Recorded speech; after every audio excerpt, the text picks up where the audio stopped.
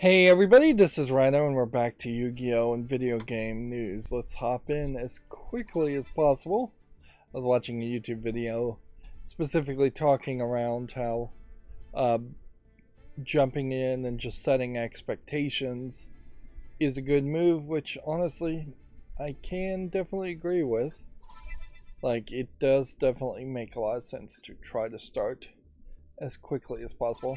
Today is Wednesday, March 22nd, and I've been playing some Yu-Gi-Oh! Off screen to do this Duelist Cup Championship as fast as possible and just make enough progress to actually accomplish what we really would want to accomplish. Like, let's go ahead and open up some legacy packs. I also managed to play a little bit more of Prey Moon Crash, and it does seem like it is just progressing nicely, although it does have this kind of underlying length to it in which you get to these escape options and then, oh, it's not as easy as it seems. It's not just go to the escape pod, it's go to the escape pod and have a navigation chip on you, otherwise you are going to be screwed. Let's go ahead and open these two. There's just no reason not to open them. So yeah, you end up having to run around the entire map multiple times.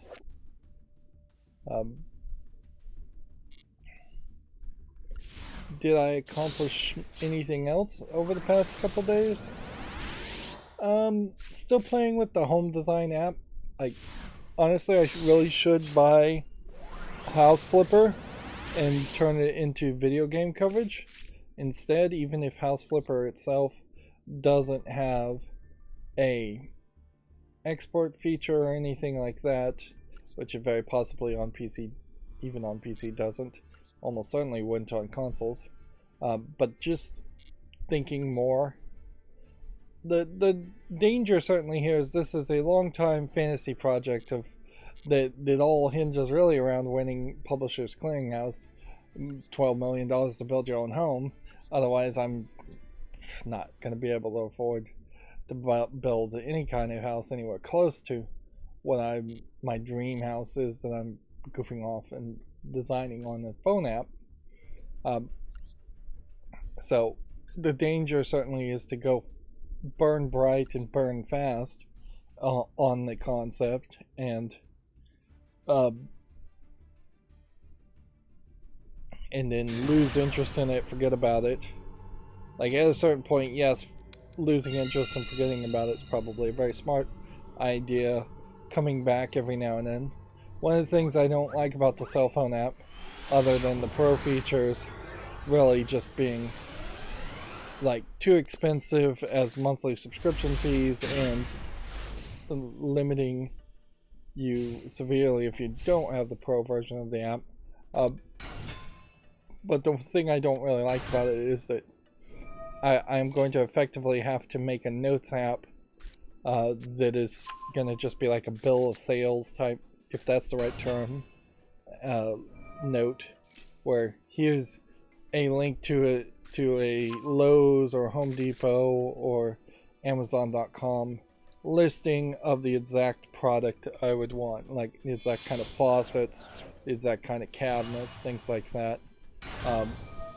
There's just not enough in the cell phone app, not enough in integration there. And inherently, the integration that is in the cell phone app, it almost feels like the prices should be like a 10% commission if you ordered these prices actually through the app to the app developers, and then the app should be free for everybody. Because yeah, seriously, if you designed a bill of sales and you ordered cabinetry or refrigerators, TVs, like bookshelves, things like that, when you're ordering an entire house full of that, you're talking at least like 50 to easily $80,000 for an entire house worth of furniture and cabinetry and things like that. Somewhere in that range, even for an average house. So if you got a 10% commission on that as the app developer recommending those specific products, most of what the products they have are, I think, more IKEA based listings than anything else. But yeah, just having that affiliate income would make them probably way more money than anything else. Of course, I don't know how many people really would use a cell phone app to design what they want and then take that full list and just click the buy button for thousands upon thousands of dollars.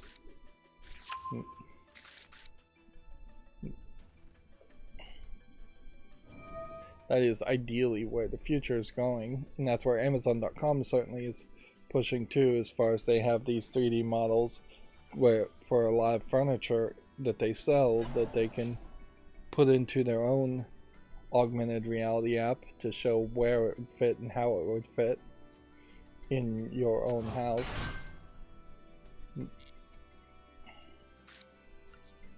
Because there is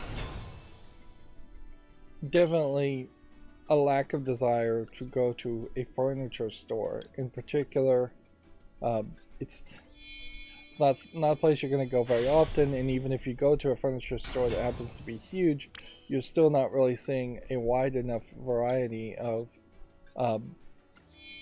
items, and the furniture assemblers in the store are not likely to do it well, and so the only thing you really are learning from going to a furniture store is that very potentially the thing you see in the picture online may not be as high quality as you expect, which is the one argument to going to a furniture store, is to say, oh wait, this is made out of particle board, or this is really shoddily constructed, which that is the number one reason why you would go to a furniture store. But in a lot of points, there's a case where people go to furniture stores and then buy it cheaper online, or buy something similar that's a slightly different SKU. This is where Walmart in particular kind of gets crazy, is that Walmart's versions of products may look a lot like other companies' versions of products, but are often cheaper and lower quality versions. So if you went to a Walmart to shop for furniture, if a Walmart had a lot of furniture, which they tend not to, then you bought that similar looking furniture online, you're actually likely to get a better quality product, or at least you have a slightly higher chance of it.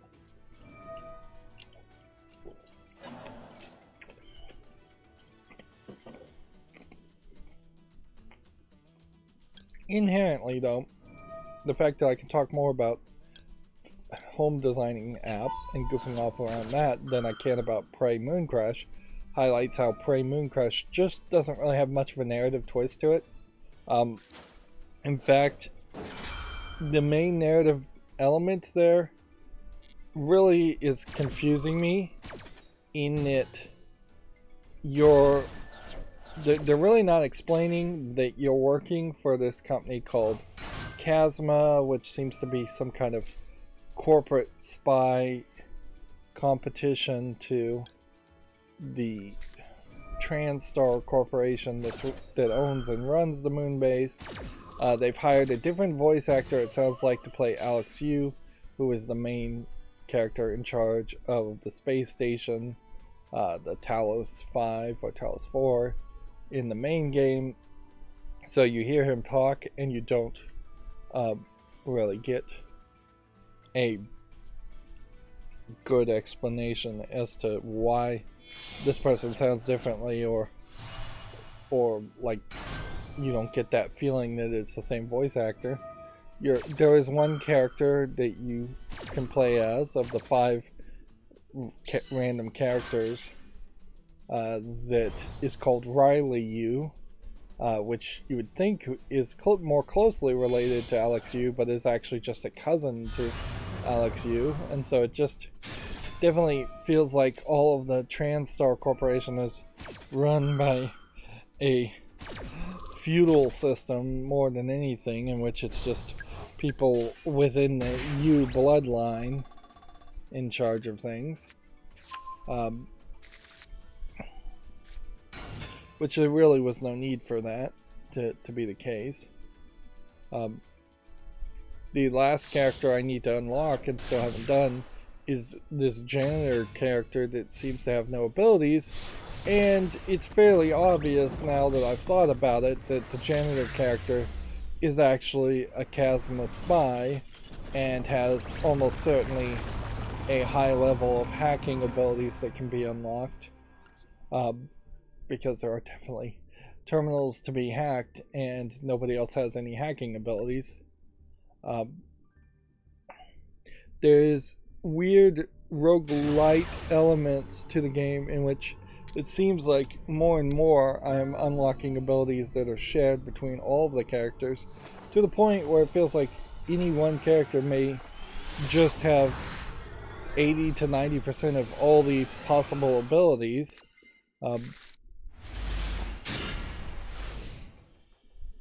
So like it may eventually just balance out all the characters as being super overpowered, which is really what needs to happen if you're ever going to possibly get to that one challenge in which all 5 people escape with their lives in one run, because the time limit otherwise in the game is just too fast. Like it would really just be a mad dash run where you run to the first location, run to the next location, run to the next location, and don't fight anything in between.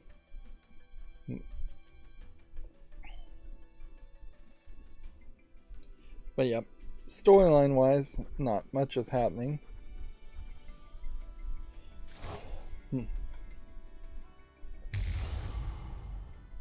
And yeah, is anything else happening?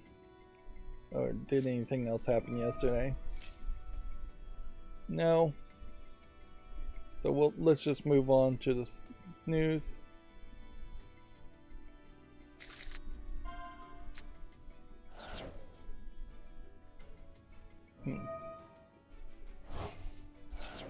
Why is this not popping up right? Alright, well, I seem to have this urge to cover cosplay, or lewd cosplay, and almost certainly this is because this is the state of Twitter, where I would normally be talking about Twitter, is that most of my Twitter has boiled down to a lot more of this being shown and a lot less of just comments by game developers or video game news or just announcements of new games. So here we have someone who I believe is from a video game, or costume from a video game, which, yeah, I'd assume this is something like a League of Legends or something as a costume. It definitely looks very costumey. Looks like there's probably a lot of leather work, and once you start to work with leather or even pleather, there's a lot of effort there. But then you have a giant prop design in the weapon and the crown and the shoulder blades, and the side things, the side bracers. What would those be called? Holsters? No. Side armor? Hip armor? Maybe would be the best word to use, not knowing the right word.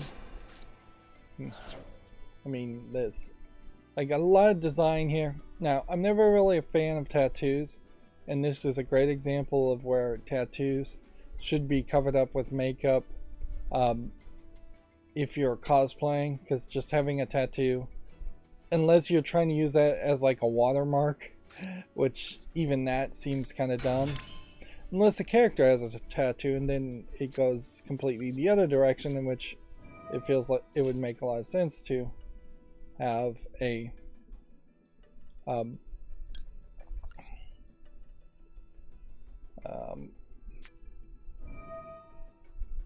it would make a lot of sense to have a... Man, I cannot target anything, can I?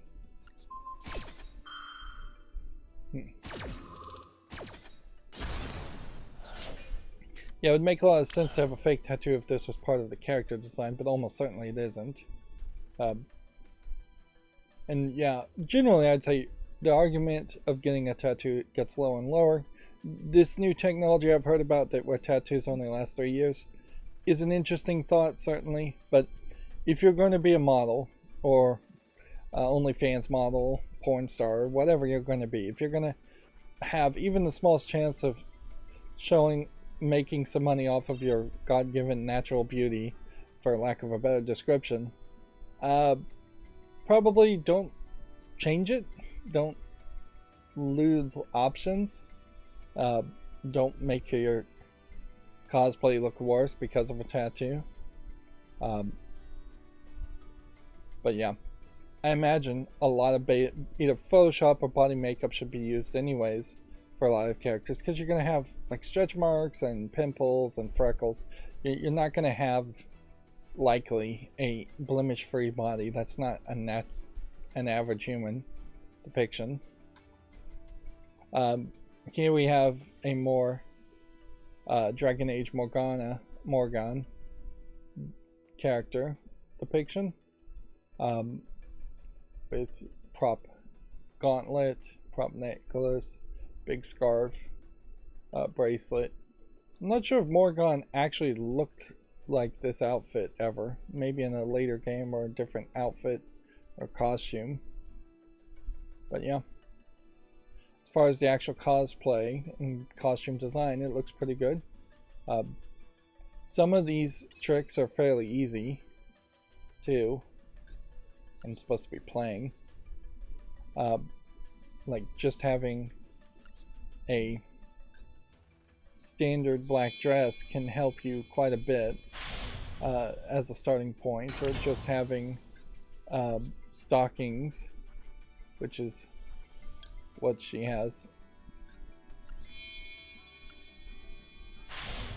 But this is just a leg stocking over her arm, more than likely. So this is more than likely just a standard black dress. That starts.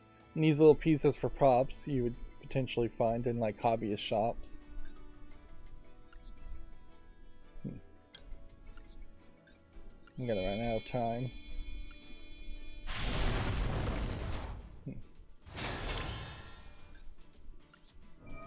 And I'm gonna kill myself here. You know what, I was probably gonna lose anyways. So yeah, might be easier just to lose this way. He's got something on here that's making it impossible for me to destroy anything, and I suspect that includes this. You see this secondary warning where you only have 60 seconds left is probably not that helpful.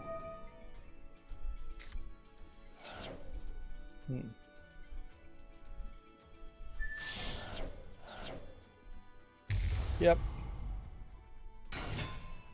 His ultimate plan here was to nullivate every possible move. And so I probably won't even have enough time in the next turn. But yeah, having like a generic scarf to start with starts you well. A lot of makeup and hair styling stuff too. I generally think I need to move through these cosplay depictions fairly quicker. This is just warm-up stuff.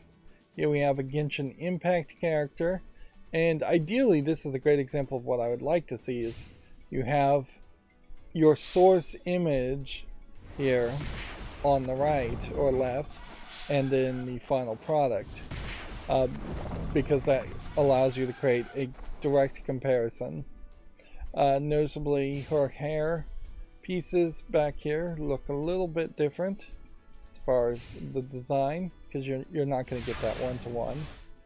She has very short gloves, and they've instead gone with very long gloves here. The bra on the Genshin Impact character is more see-through, and this one has this kind of underlace, I guess is what you would call that, where there's just nothing like that. Also, this bra is very much an anime fantasy bra that almost certainly doesn't exist, that then leads straight to what looks like a G-string, and that's seemingly not there. I don't know if anybody would actually make something like that. Coat is red, but you notice the yellow buttons are missing. The bracelet is missing. Her belly is showing. Hers is actually, these pants are actually fairly high up as far as that is going. Hair color is different. It doesn't have to be one for one. The necklace is missing here. Looks like there might be a chain or something here. But overall, not to be too pedantic, this is a really good comparison, but arguably maybe not the most recognizable character. Without someone telling me that this is Bellis, or this is from Genshin Impact, and maybe the character's name is Baidu. Yeah, name is Baidu. Hashtags versus callbacks. Yeah, I wouldn't really have been able to recognize this as other than sexy Chinese lady with eye patch. She's also missing a necklace or choker here too. But yeah, if you had a back-to-back source material image when showing off a cosplay, that'd be great.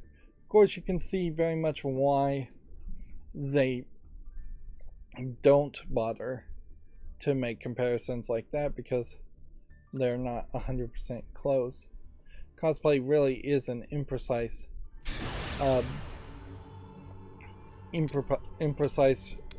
attempt to represent something that has been animated in a 2D fictional universe in the real world, with the massive amount of real world limitations.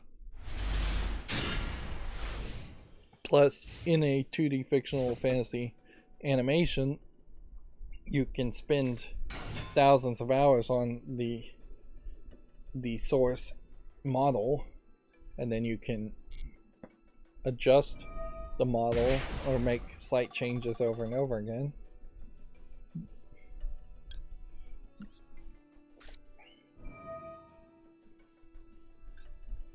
And for something completely different, Ubisoft Montreal is going to be doing a presentation at GDC 23 on how to automate trimming of audio files that constitute thousands of lines of dialogue in their games, which, yeah, I imagine everything is very much at a very high scale for a Ubisoft game or any AAA game, and getting those audio files trimmed to the right length probably is a somewhat difficult process.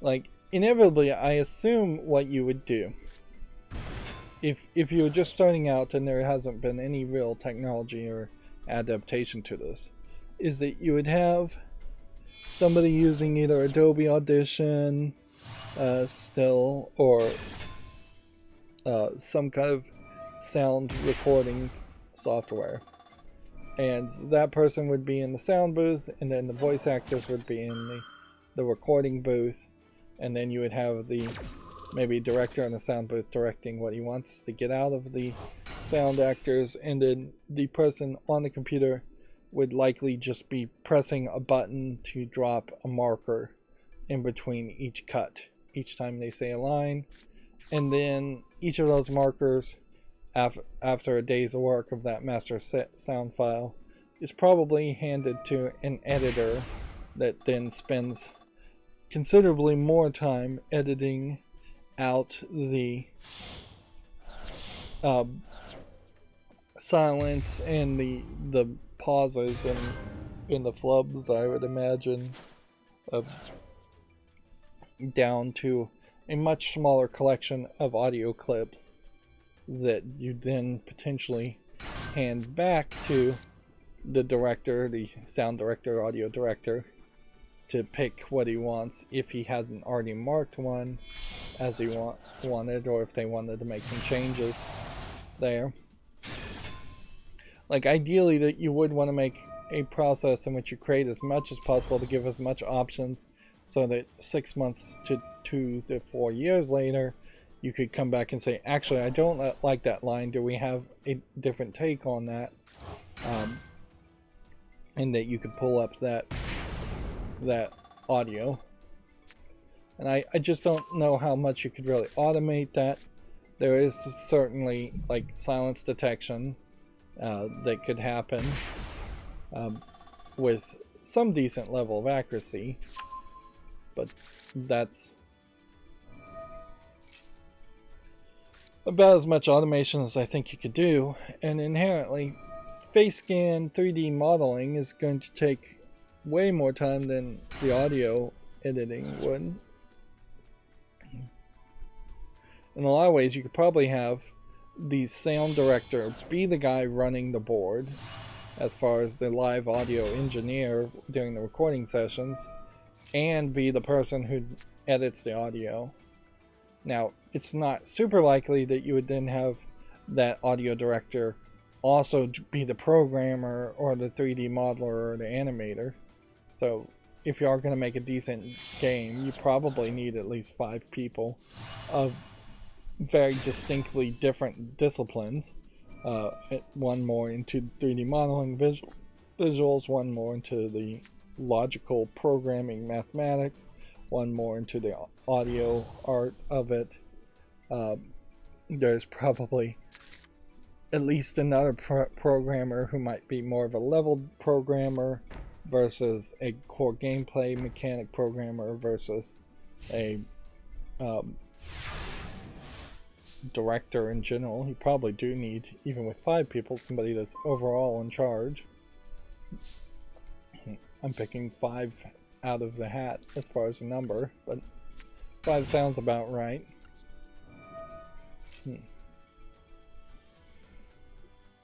And inherently, if I can throw out a thought just off the top of my head, that is the problem with the education systems that we mostly have around the entire world, in that there is really very little push to learn how to collaborate with people.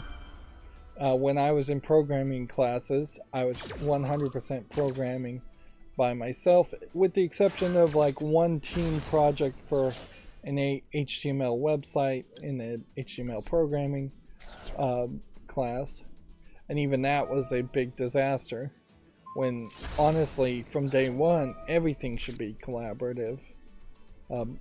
There is no reason even, or at least a significant portion of everything should be collaborative. There's no reason not to have math classes where everybody works as a team together for all their daily problems and homework. Does that potentially let somebody fall behind? Yes. So maybe there needs to be individualized tests, of course, to check for that, and maybe that there is potential individual homework if the collaborative work doesn't work. Certainly you kind of need to be very flexible on those ideas, but yeah, the idea of collaborating in a math class is almost certainly unheard of at the current moment, of just group work, when that's really the way things should go. Is that, like, when I, as an adult, am in a room around other adults, I don't have to say, like, what's 46 times 9, and then figure it out myself. because somebody either has memorized the multiplication tables in that thing, or we could just pull out the calculator, or we could work it together, certainly as far as the math.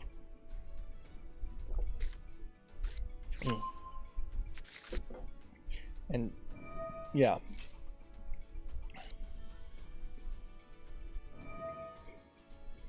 I went on a tangent there and I forgot what I was originally talking about. I was talking about Ubisoft doing a presentation, which Ubisoft announcing a presentation at GDC really isn't news. I will say, as far as news, I haven't seen anything new from American McGee in a couple of weeks, once again. So I don't know if his part of China is once again in a lockdown or what, but yeah.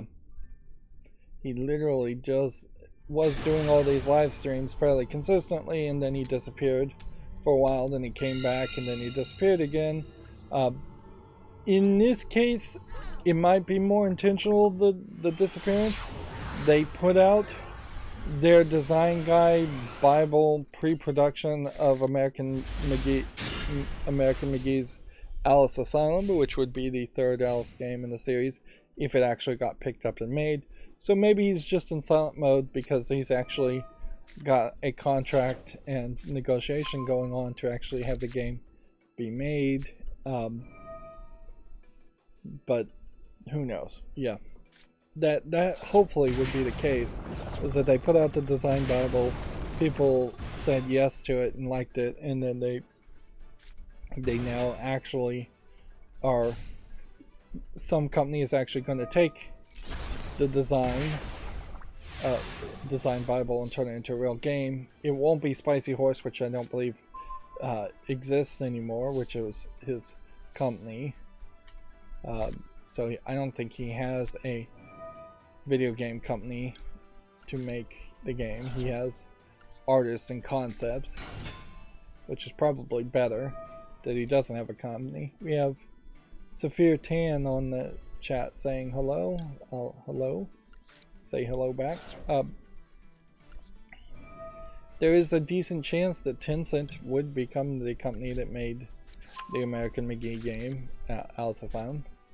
He could also be in silence, in particular because he is focusing on the other game that potentially was in development, and potentially is about all I can say around the Wizard of Oz.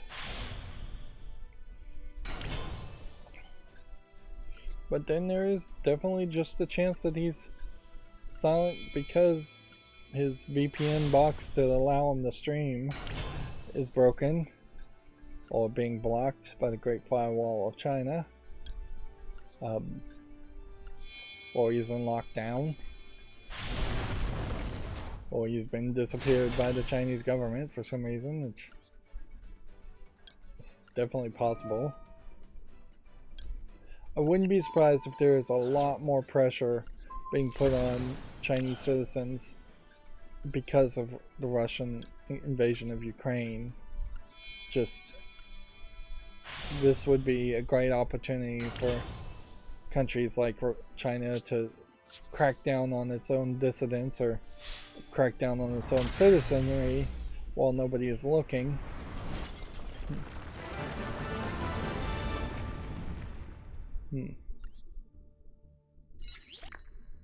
But yeah, his absence has been noticed, is the only thing I can really say as far as American McGee and his live streams. Moving on, the ESA linked to this article,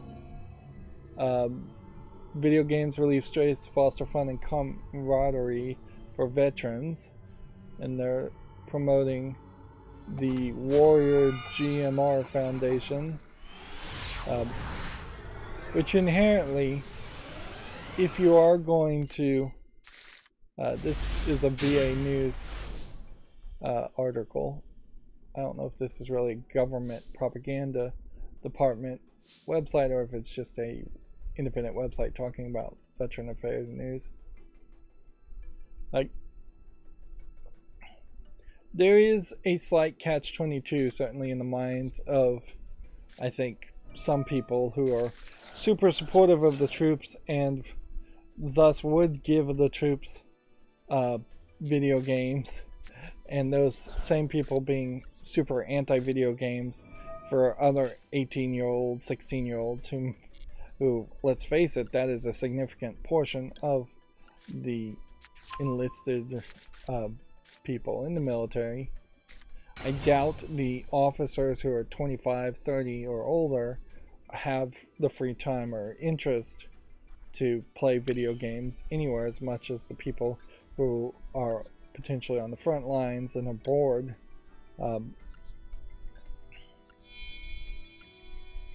So yeah,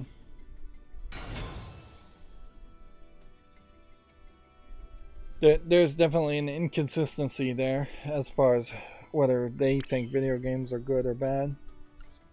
People support the troops in a lot of ways that maybe are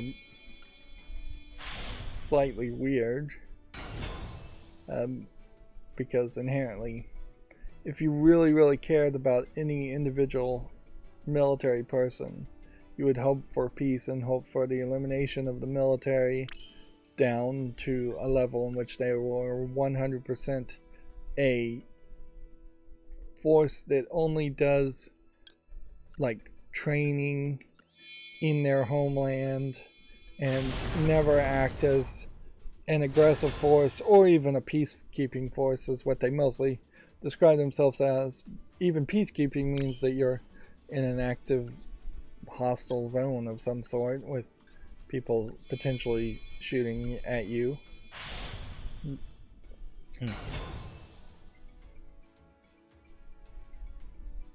There is, particularly in the United States and a lot of capitalist countries that where there's a lot of people who need wars to keep their businesses going, a lot of push to create more conflict than there should be.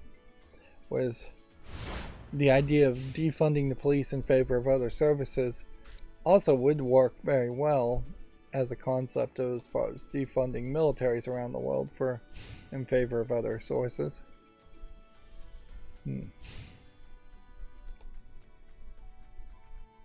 The militaries are needed because humans can't trust humans effectively. If we could somehow find trust in our fellow humans around the world and other politicians, then that would be great.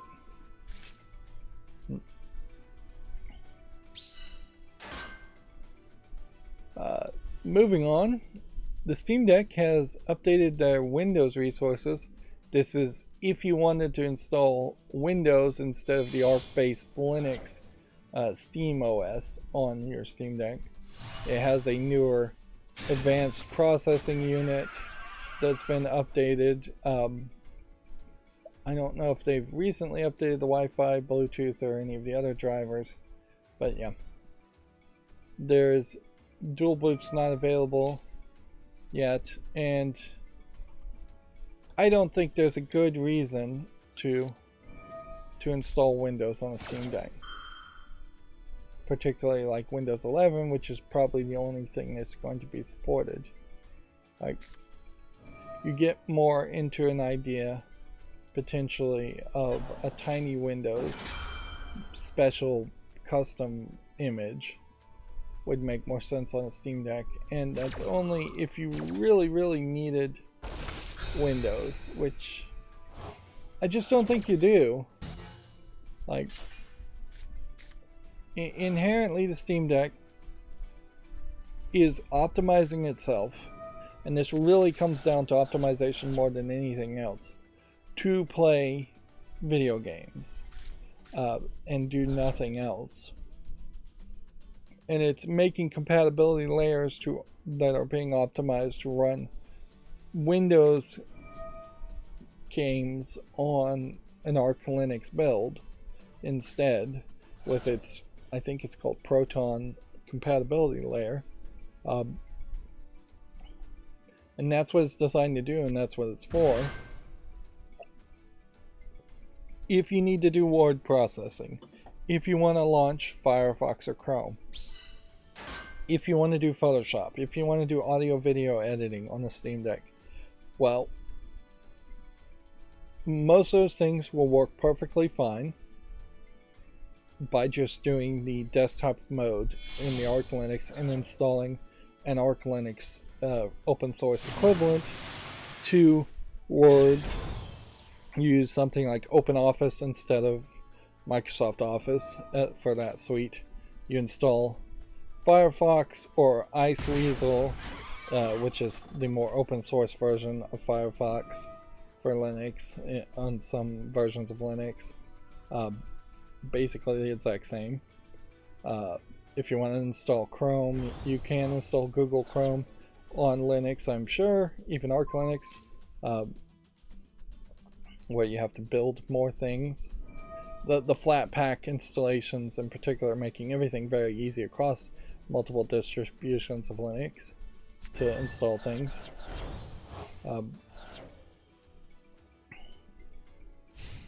But yeah, there's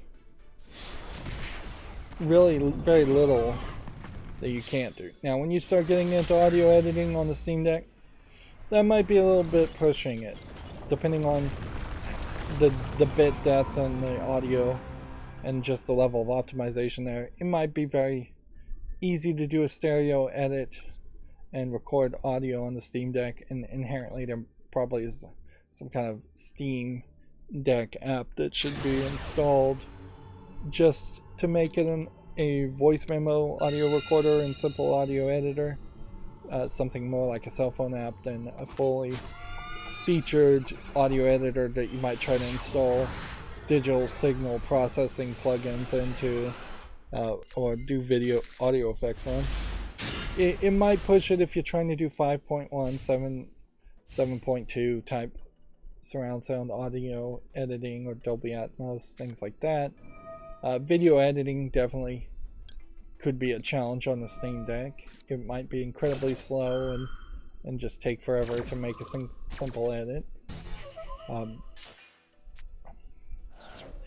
APU in the Steam Deck in particular is closer, I think, to a custom CPU GPU combination that you would see in a console than you would like, versus having like a distinct listing that says this is an AMD Ryzen 3600 chipset with a NVIDIA GTX 2080 in the Steam Deck.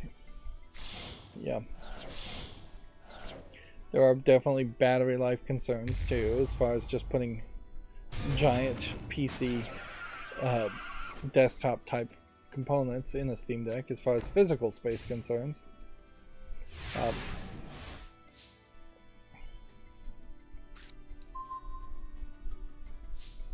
But yeah, none of that is going to really be improved by running Windows 11 instead of Linux.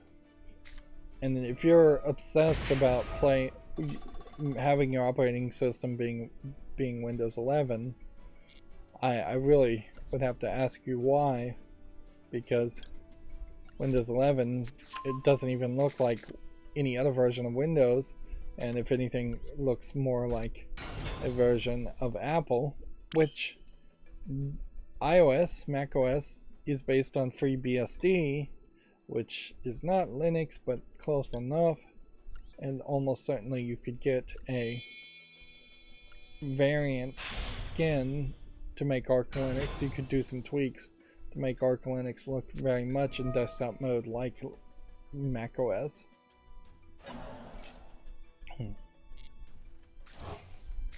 None of it is going to have the "it just works" feeling that is sold by Apple. Whether or not the "it just works" claim is true or not, which it almost certainly isn't. And nobody makes the claim that Windows is a product that just works.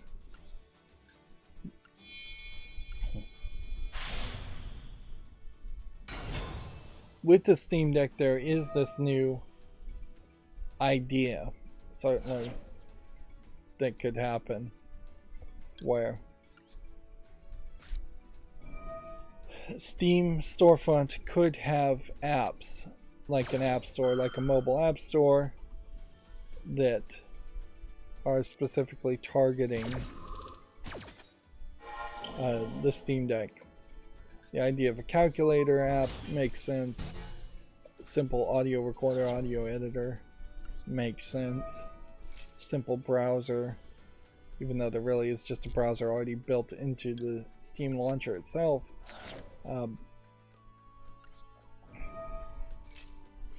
And with the European laws forcing Apple to potentially have allow third-party app stores, it does potentially make a lot of sense that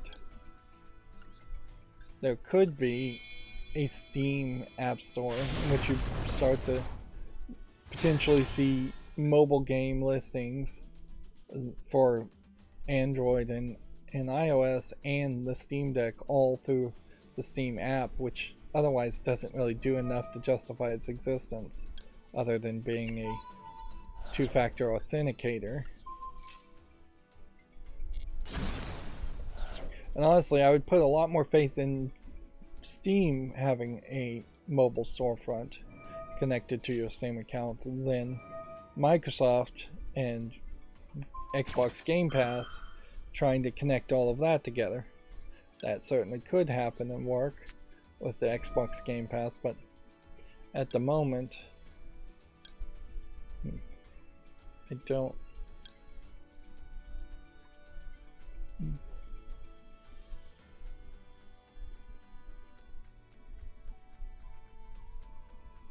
Destroy all enemies.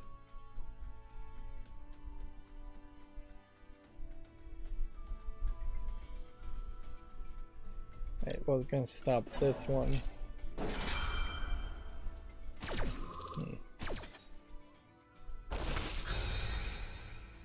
I'm hoping I'm stopping the right thing.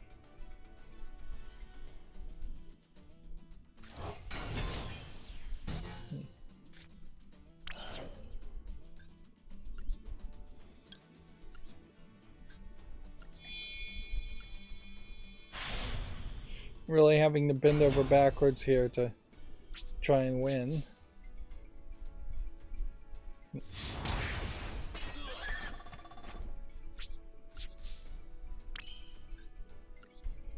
Still, a week later after sunburning my arms, they look like physically they've mostly healed, but they still feel incredibly itchy, and you're not supposed to scratch your arms. It's definitely a scenario where, left to my own devices, I'd end up scratching my arms to the point they would bleed.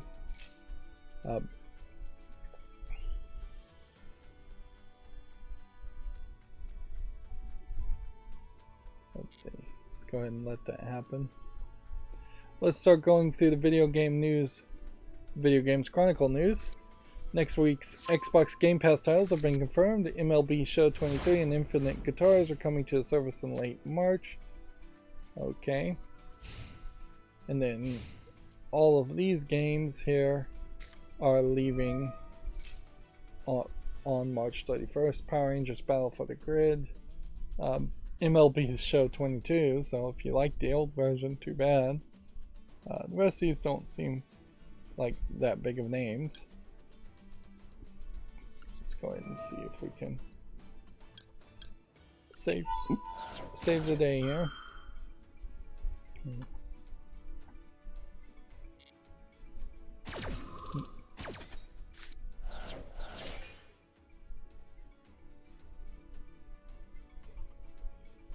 Hopefully they can't do anything in their graveyard or play this card. A Nintendo producer says that Origins is likely not the end of the Bayonetta series, while Hideki Kamiya claims he's planning to expand the franchise beyond the recent spin-off. I saw a review for Bayonetta Origins, and people said they liked the game, but they did certainly say if you like the original Bayonetta series or trilogy, then this is a very different game, and you might very well not like this the spin-off. It does just seem like it is.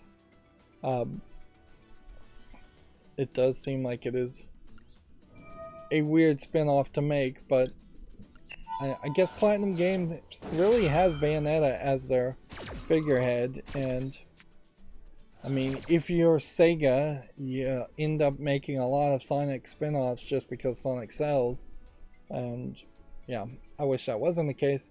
And I think even for Platinum Games, they probably need to figure out a different character to try and create that's as beloved as Bayonetta, if they are going to go in side directions. Yeah. So yeah, I'm mostly just looking forward to try to see some more reviews on this Bayonetta Origins game. It definitely looks like, in the little bit of gameplay I saw, just kind of a more kid-friendly platforming experience. Speaking of kid-friendly platforming experiences, Crash Team Rumble release date and closed beta has been confirmed. It's a 4 versus 4 multiplayer game, will be out in June. Here you can see how Crash Bandicoot has been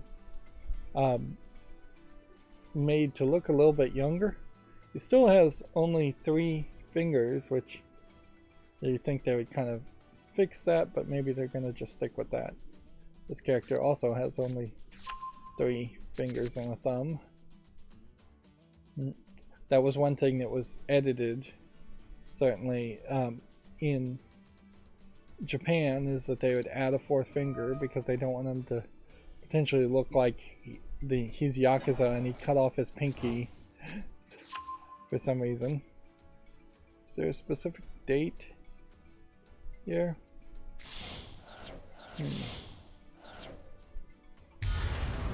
Yeah. June 20th for the PS5, Xbox Series X and S, PS4 and Xbox One. Closed beta taking place between April 20th and 24th.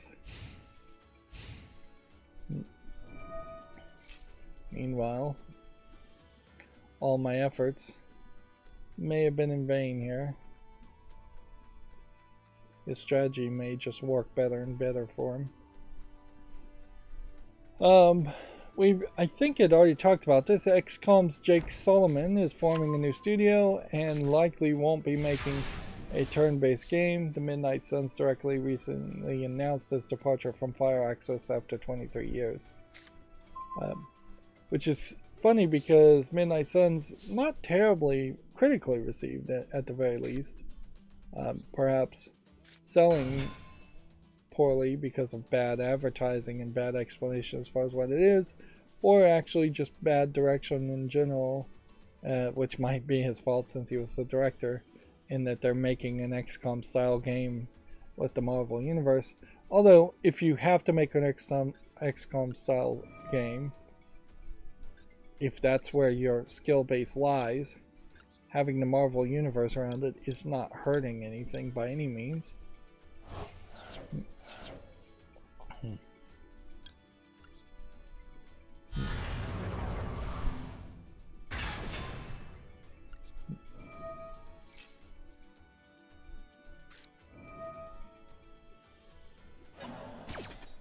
This guy's just gonna constantly summon things.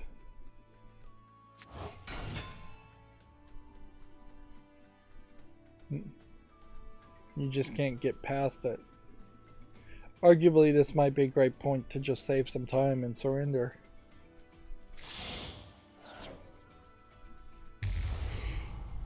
Zelda Tears of the Kingdom gameplay will, quote, change the game world, the producer reportedly says. The sequel of Breath of the Wild is 2 months away. Change the game world. Gameplay will alter the game world as in Hyrule, which, good. I think that makes a lot of sense. Certainly.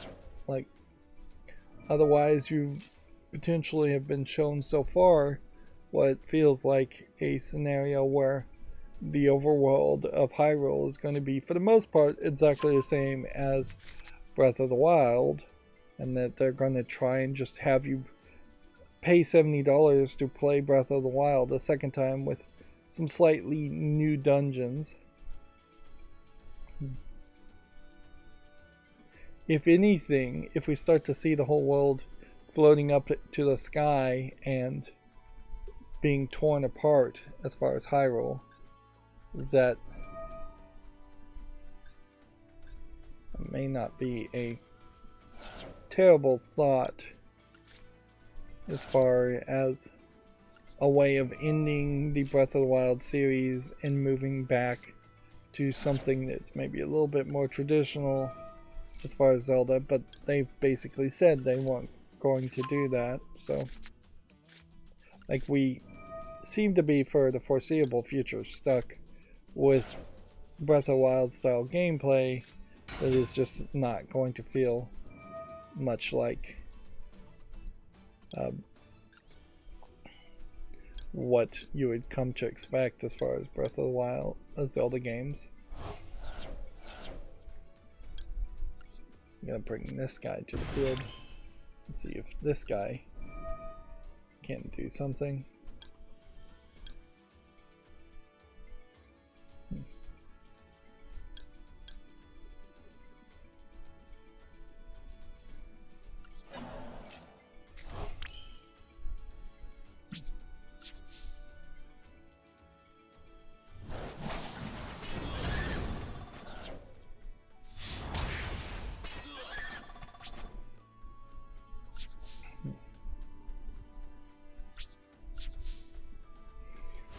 I'm going to try and use this card to empty out this graveyard with characters.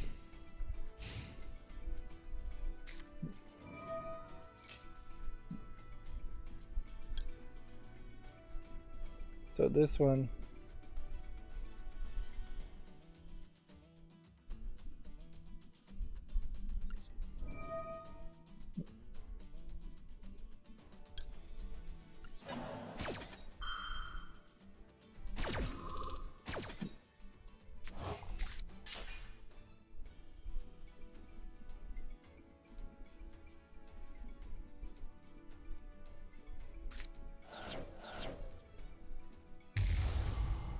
I don't know how he just tossed something from the deck into the graveyard, but did seem to accomplish that.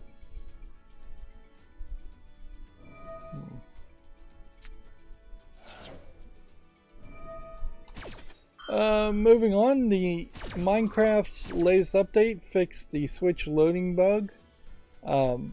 Players have been unable to get past the loading screen since last week.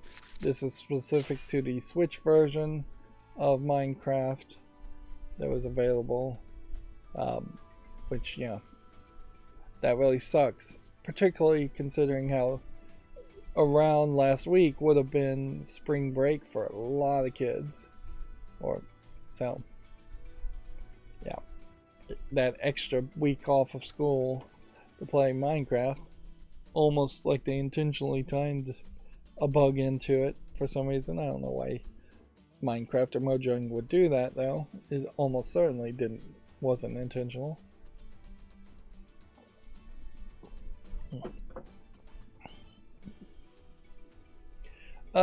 Video Games Chronicle says it sounds like the Witcher game Project Sirius is going back to a drawing board.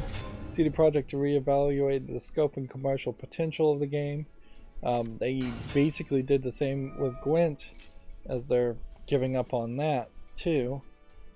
It's probably better to fail early than put out a project that people fall in love with and then giving up on it.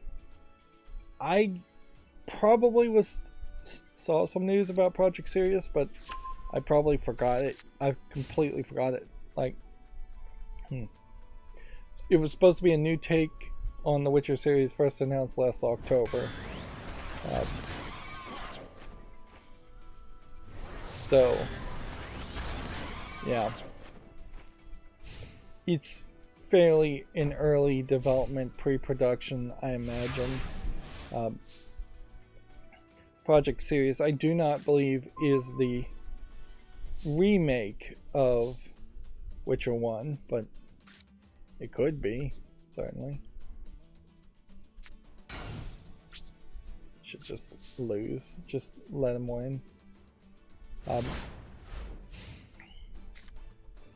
with potential remasters, remakes of Witcher 1 and Witcher 2 eventually after that, one would assume, you could buy yourself a lot of time with the Witcher series while working on a Witcher 4, which inevitably kind of shouldn't have Geralt of Rivia in it, and should just have a new cast of characters in the same universe. Get 100 years past like the idea of the Wild Hunt, perhaps, and instead focus on some new enemy while still being in the same universe with the same kind of monsters and the same kind of fantasy feeling to it. I will plant this down and then end the turn and just lose. I probably should stop playing at this point. More and more, these streams I think are going to boil down to that, where right at the hour mark I should just stop playing Yu-Gi-Oh! And then if I need to play more Yu-Gi-Oh! I'm just going to play it off screen. I almost never make any pre-recorded footage after I stream on Monday, Wednesday, or Friday. So there is a lot of room for extra Yu-Gi-Oh! Or just doing extra things. I want to find some extra time to do Lego. I should have also mentioned that I've added the word live and exclamation points to the end of the description of this stream, just to be more accurate. So we'll see if changing the name live does anything for me or not. I also did spend about $50 on the Steam Summer Sale, which is honestly probably the first amount of money I've spent on Steam in over a year, because the budget is just always blown. The Summer Sale really should be the big time in which I spend money for video games. That way it does not bounce into the Black Friday, Christmas sales stuff. I did not buy a Steam Deck though, and that would have been the big ticket item, certainly, is to have just bought that. So I still need to duel 15 more times in the Duels Cup. This seems like this might be a new challenge, because I am certain I have dueled more than 5 times. Yeah. Duel 45 times almost. So I needed to duel 6 more times here, 15 more times here. This one, as far as wins, has been done. This one, as far as spell trap cards, has been done. As far as daily quests, fusion summon, pendulum summon, link summon, haven't done any of that. Destroy a card, not done enough of that. Logging we get, and duel live we get later.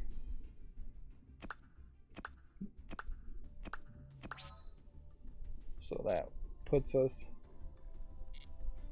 back up to nearly 5,000 gems ready to use at a moment's notice if there's anything there we really needed to open. Theoretically, I would like to be somewhere closer to 6,000.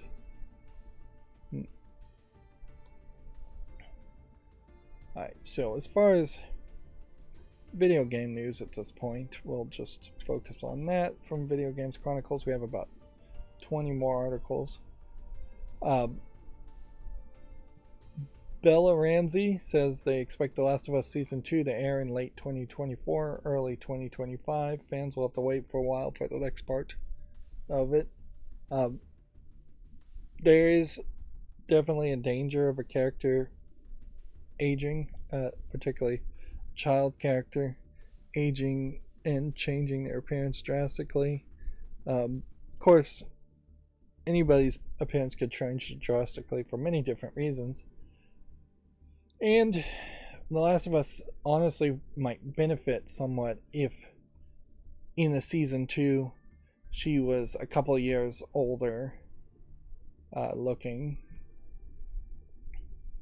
because there almost is this like slight permission in the animated world, and honestly I think this is probably a good thing to have characters be more anatomically incorrect or aged the wrong way, just because artists tend not to get it right, and in general, the thousands of years of history of art of depicting people uh, tended to draw or paint younger looking versions, better looking versions of what they really saw, almost certainly.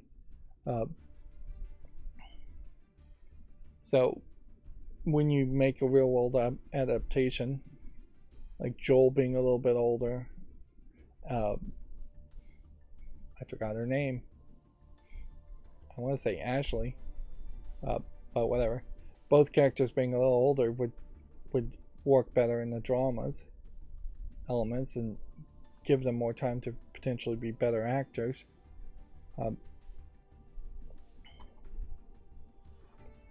Let's see. Whereas in a video game, since it's a fictional character, you can try to go for more of the emotional impact. One of the things about the Walking Dead series, I think, when you compare the kid actor in the live action Walking Dead TV series versus the kid actor or the cartoon kid in the Telltale Walking Dead series, like the little girl in the Telltale animated series was allowed to be a lot younger and have a lot more emotional impact around that, whereas the kid actor was just a kid, so he wasn't that good of an actor, and so he got sidelined more and more. Less lines, less focus, less dialogue, and then he eventually, I think, just went through a growth spurt and looked fairly different from the way the series started. But yeah, there's just a different set of circumstances there. Moving on, LEGO and 2K will officially reveal a new driving game this week. The racing game will reportedly be called LEGO 2D 2K Drive. This is a big announcement in particular, if this is the case, because that means that the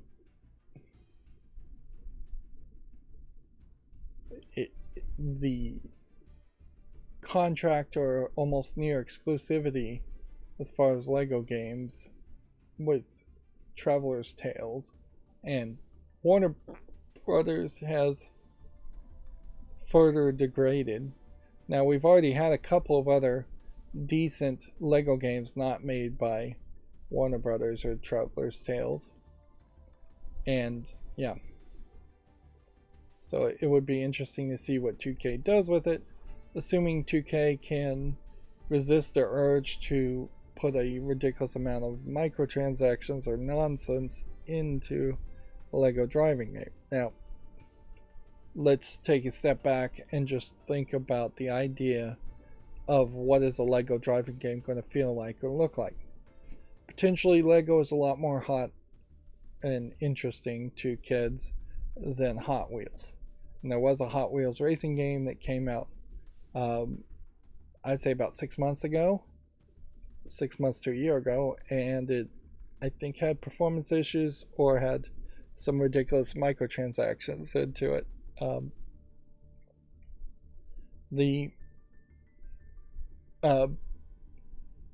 That game did not particularly sell that well, in my opinion, from what I saw, and didn't seem like it was very well received. If you were to make a LEGO racing game, you could have like Lucy and the other characters from the LEGO movie show up. You could try to bring in the named characters of the LEGO Friends series into the game, but at that point you just have like Emmett and Lucy and the LEGO Friends, and then you can bring in like the Ninjago characters. They don't, I think, or do anything more with the Monkey Kid series. I think they gave up on that. fairly quickly. So is there anything else? Like, if they could bring in licensed things and somehow they had the Warner Brothers license, so you had minifigs of Harry Potter, or you had Disney minifigs from like Luke Skywalker, Darth Vader. Like, the more characters you could bring into the game, Marvel, DC characters into it as different minifigs, would definitely help. But effectively, then you have just yet another minifig game around a gameplay mechanic that isn't quite building Lego in the sense of racing. As for the actual cars, one assumes they're Lego cars, and Lego does have a couple of licenses that they've done in the past for fancy cars. The James Bond car, like a 911 GTS, just real world cars. They've done a little bit of that. They had a big Harley Davidson that I built, but it's not that many licenses. And yeah, it'll be interesting to see how Legos really play into any of that, whether they are just a currency to upgrade cars or if they are barely a thing at all. Even in this image, you can see it is just a minifig, where if there was a focus on the cars being made out of Lego, you'd think that there would be a Lego style car here.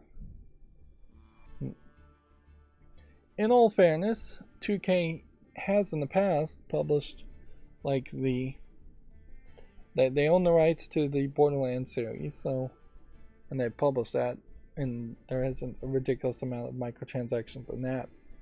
So this could be just them going in a new direction. Of course, I am just basically speculating, so I should just move on. Moving on, Video Games Chronicle says that Microsoft says that 10 years is sufficient for Sony to develop a Call of Duty alternative. Xbox tells UK regulator there is no basis for offering Sony a longer licensing agreement, which 10 years even is quite a long time. But yeah, Sony potentially should have been making a first-party game that potentially could compete with Warzone in some way. For decades. And honestly, even Microsoft should have been making a better competitor to Warzone in Halo. Microsoft, if they didn't get Activision Blizzard and didn't get the ownership of Warzone, could certainly just double down once again on a new Halo game, a multiplayer focused Halo game that would just steal as much as they possibly could from Call of Duty and Warzone.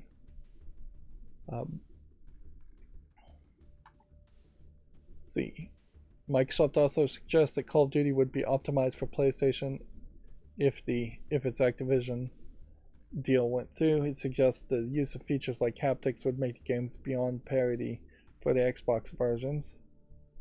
Which, yeah, Microsoft is going to hint at and suggest a lot of things to get this merger going through. But it also does make a lot of sense to not to use features if they exist, at least as just a small experiment. Like, if only Call of Duty uses haptics and none of the other Activision Blizzard games use haptics, that would teach Microsoft and their other subsidiaries, like, is it worth it to make a haptics game? Is it potentially worth it to make a new controller that has haptic feedback? There is room for improvement on the Xbox controller, certainly. And perhaps PlayStation's DualShock controllers throw too much spaghetti at the wall and have yet to find anything that really absolutely needs to be added to controllers, but at least they're trying different things as compared to Microsoft, which has mostly been stagnant in its controller design, which could also be described as very consistent in its controller design.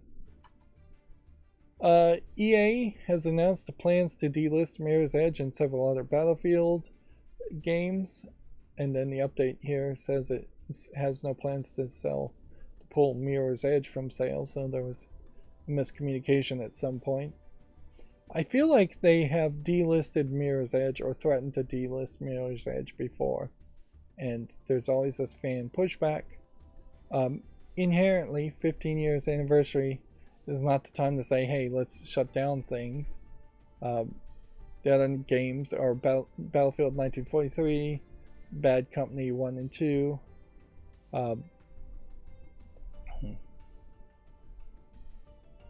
The thing here in particular is that people like the original Mirror's Edge. They don't like Mirror's Edge Catalyst. As someone who's played the original Mirror's Edge and Mirror's Edge Catalyst, I can kind of see why they like the original Mirror's Edge better, because it is this more linear experience that is more in line with a free running parkour experience than what you would think when you hear the phrase free running. Actually, in practicality, Catalyst is a more open free running world where you can cross through different sections and potentially take different paths, but that actually just makes the game really worse, because then you don't know what the right path is to it, and each path that would be a perfect path is just not as optimized. The story is not as good in Mirror's Edge Catalyst, and it ends on a cliffhanger, and then the gameplay mechanics that are added to try to make it more of this always online live service game in Catalyst is just not good. Inherently, if you could use the graphics in the engine of Catalyst to put the exact experience and remake it remake Mirror's Edge 1 into the game, that would be better. But they wouldn't bother to do that because Mirror's Edge, while it is a critical darling, is also still just kind of a unique game that doesn't sell that well, or didn't sell well enough in the beginning. They should potentially just try to remake Mirror's Edge or make a Mirror's Edge 2. But I don't think they're going to do that. If anything, EA being acquired by Microsoft would have way more people hyped than Activision Blizzard being acquired by Microsoft. Like, anybody in charge other than the current people at EA would make gamers super, super happy. But the problem is EA has the licenses to a lot of sports companies, sports games, and they have way too much money, so unless there was a long-term 5 to 10 year boycott of every EA sports game, then you would never be able to bleed their income down enough that they would have to even sell off some of these games that they own.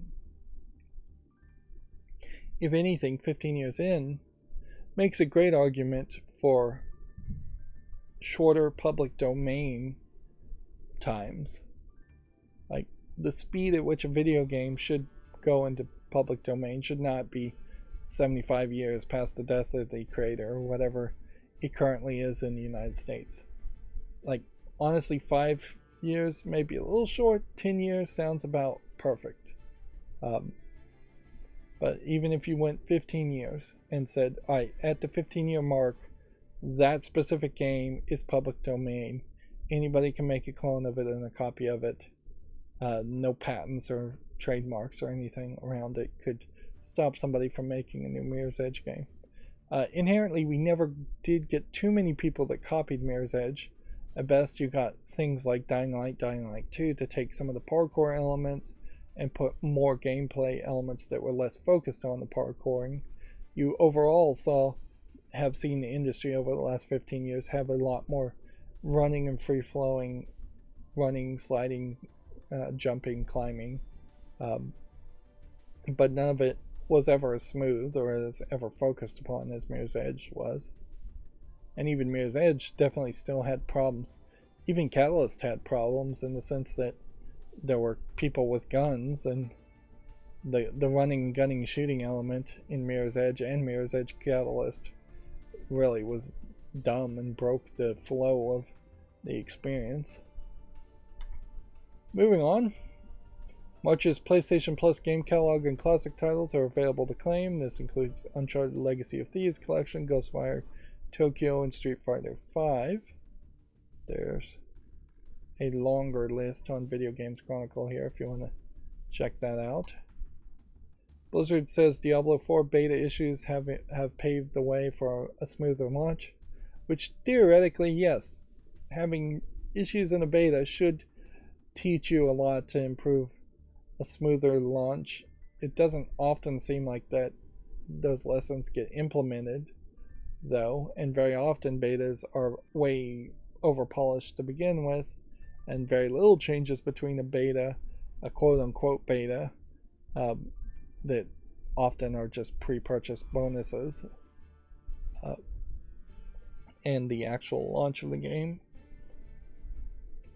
I also saw someone, I don't know if this was a creator or not, really described Diablo 4 as kind of Diablo 2's sequel, without directly saying it, in the sense that Diablo 3 was just so drastically different, and not well received, that this is kind of going back to the beloved Diablo 2 formula and feels a lot more like it.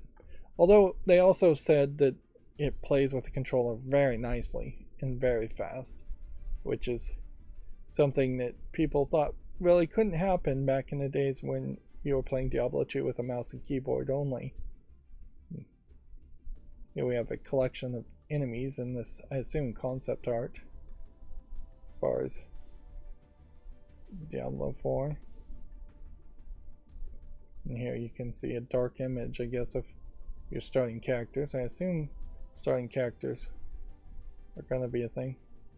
There is a slight question as far as, is there seasonality in Diablo 4? I think there might be, and that could be a real game breaker for somebody like me, where a season happens and you have to start over with like a new level 1 character, or the entire world resets and you have to kill the same bosses over and over again.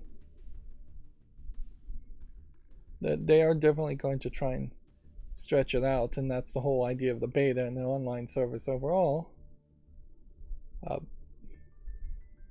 And I'm still not sure. I don't just want to double check if there is a way to play Diablo 4 fully single player. Otherwise, I may still just want to play Diablo 1, and in all reality, if the Activision Blizzard deal went through and Diablo 1, 2, 3, and 4 were all on Steam, I would buy them all. I would probably play Diablo 1 and 2 all the way through, and then I would probably try and rush through 3, and then depending on the reception at that point, play or rush through 4, which that's a lot of time to commit, certainly, and a lot of games to buy. Speaking of the games to buy, I bought that game Galgun Double Peace on Steam. The one DLC I didn't buy that was $89, the Pheromone X DLC, actually is a ability that you would buy in-game to unlock and use. And I hope when they say you can buy these things in-game, that means you can buy them multiple times and change things. It's an ability that would just automatically have like an X-ray vision to see the anime girls in their underwear by default, and so it definitely feels like it is more of a cheat DLC for people who really don't want to play the game. Whereas the like Demon Pork Buns item was 99 cents as far, or 49 cents as DLC, and that's an item once you have the DLC, there's an item in the shop in the game that you can purchase, and one of the items of DLC increases breast size and the other decreases breast size. I thought the Pheromone X actually made massive breast size increases, but nope, that's not what it does. It's see-through cheat function. So I have all the DLC except for the $89 DLC, which is more than reasonable. Am I going to be able to play this game on Steam or on YouTube? I probably could get away with it, but I definitely might find halfway through that there is actually, it is too hot for YouTube as a game. It's an on-rail shooter game with anime girls losing their clothing would be, and by far that was the game that had the most DLC that I bought, and very possibly was the most expensive game I bought, but is also just more being added to the collection in the same way that Leisure Suit Larry being added to the collection while it's cheap makes sense, some sense, in an insane way. I did get Jedi Knight Fallen Order, so I should play that fairly quickly. That could be like during May of next year if I moved fairly quickly, and then we could potentially try to have a release around May the 4th be with you. Moving on with Video Games Chronicle news, EVE Online Studio CCP has secured $40 million funding for a blockchain game, which that is crazy, but if there was any company that is actually full of economists as far as video game companies, it almost certainly would be CCP. EVE Online has gotten massive amounts of money, and unlike some of the other space games, is a finished product that people have been playing for years. So yeah, if a blockchain game ever is going to work, CCP has the highest chance of that. As a gamer, I hope it fails miserably. You don't want to see somebody blow $40 million ever, but in the long run, CCP blowing $40 million of $40 million funding to put a final nail in the coffin around the idea of blockchain games might be great. Ideally, you would like to see also the EVE Online people come out and say, we will not be buying a blockchain game. We're not going for that. We put tons of money into EVE Online, and we're either going to stick with EVE Online or we're going to play a different game that doesn't have blockchain in it, but we're not willing to double down and put a ton of profit into CCP's pocket around a blockchain scam. Let's see. PlayStation Spider-Man 2 will release in September, according to the actor. Tony Todd tells the fans that a massive publicity campaign is planned for the sequel. We really should never trust an actor as far as their announcements or them saying anything. They're never accurate, and they would never really be in the know. But this might be the new thing, is to have game companies let the actors leak release dates. I don't know why though a company would do that, like instead of controlling their announcements themselves through their publicity publisher and their announcements themselves. Netflix hires the Dune and Prometheus writer for a Gears of War movie. John Spates, I suppose is how that's pronounced, also wrote the script for Doctor Strange. So the most recent Dune, I assume, movie, I guess, was probably written pretty well, although in all fairness, it would be based on the books, so I don't know how much writing you're really doing there. Prometheus, I would have thought would have been written by, I thought it's not John Carpenter. Well, Prometheus, I would have thought would have been written by someone else, so at least the Alien director for Alien and Aliens at the very least, if he didn't actually work on Aliens 2, 3, 4, 5.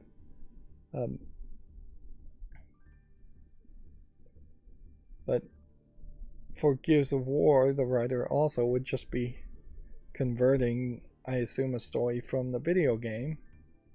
And similarly, Doctor Strange, I assume, was converting general concepts from comic books. Speaking of comic books, Marvel Snap has put out an update and a balancing change that is, I think, fairly drastically changed how people might play Marvel Snap, but in the sense of what cards you play, and in no other sense. But it definitely feels like they've nerfed 3 or 4 cards as far as it being a major nerf change. Yeah, you are in a weird position, certainly, as a writer, if you're told you're going to make a Gears of War movie, thus the story is mostly already written from the video game, so just convert it to a 2-hour movie. But if this person's history is to say anything, it seems like they've done a decent job. Arguably, Prometheus may not be the best written movie ever, but it was good enough. It's been a long time since I saw Prometheus, so I'm not sure. Let's see. Ubisoft is developing an AI tool that aims to support scriptwriters. Ubisoft's Ghostwriter will generate NPC phrases and sounds, which, yeah, Ubisoft. This is in a GDC, Game Developer Conference, presentation.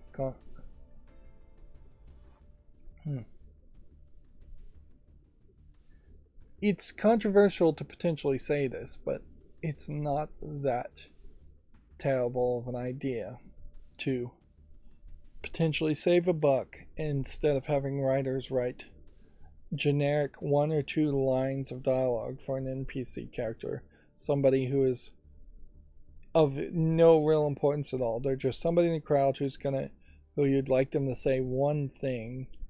Like, generally it would be like you walk by somebody and they say hello, or hey, watch it, buddy, or looks like it might rain, things like that. Just generic things that they're basically saying to themselves out loud more than they're even talking to you. Having a AI come up with a lot more of those lines of dialogue makes a lot of sense, particularly if you can combine that with an AI that can make convincing sounding voices, text to speech wise. This is directly going to take money out of the hands of voice actors and ruin or lower the potential career prospects of future voice actors. But as far as just making games bigger or making games faster, something like this probably would work fairly well. It'll only be a matter of time, though, that this AI tool writing gets better and better, and simple random sentences being generated will be replaced with entire lines of dialogue of complex, deep emotional sentences, and then the main voice actors in games will potentially become less necessary.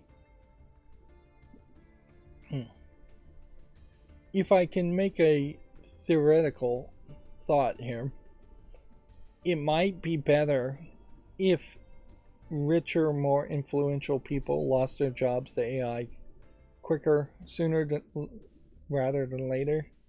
If all of a sudden you have Tom Cruise losing his career and being able to go on talk shows or go on Twitter and complain about how he's not needed anymore because AI has just replaced him with a artificial Tom Cruise and an artificial Tom Cruise voice,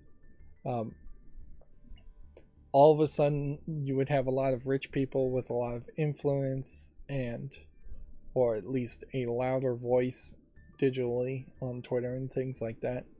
We might all of a sudden have a reason to say we should have universal basic income. Like, part of the reason I would suspect that there is such a wealth disparity in rich countries, if we were going to call the United States a rich country, like the United States, is the fact that there is a big difference between being broke in New York City and still somehow being able to live in a $200,000 flat, even if you're sharing it with 3 or 4 people, and being broke in the middle of Nebraska, just to pick a random state, and living outside and starving to death and having no support or no shelter or anything like that. And the people in New York don't really see homeless people on the streets of New York, either because they've been arrested and rounded up, or because the homeless people in New York City, Manhattan, have been able to actually go to shelters, or they've been able to at least establish some level of scam or income generating efforts in general. So, like, the homeless people you hear about people in Manhattan talking about are usually running a decent scam that is actually getting the money on a day-to-day basis, whether it's they say, hey man, can I get $5, and people actually just tossing $5 to them, where that same homeless person in Nebraska wouldn't be able to get on a subway and see a bunch of people and play the numbers game to ask for $5. They'd just be in the middle of a forest starving to death, or in the middle of nowhere starving to death, or surrounded by a bunch of other poor people who couldn't spare $5.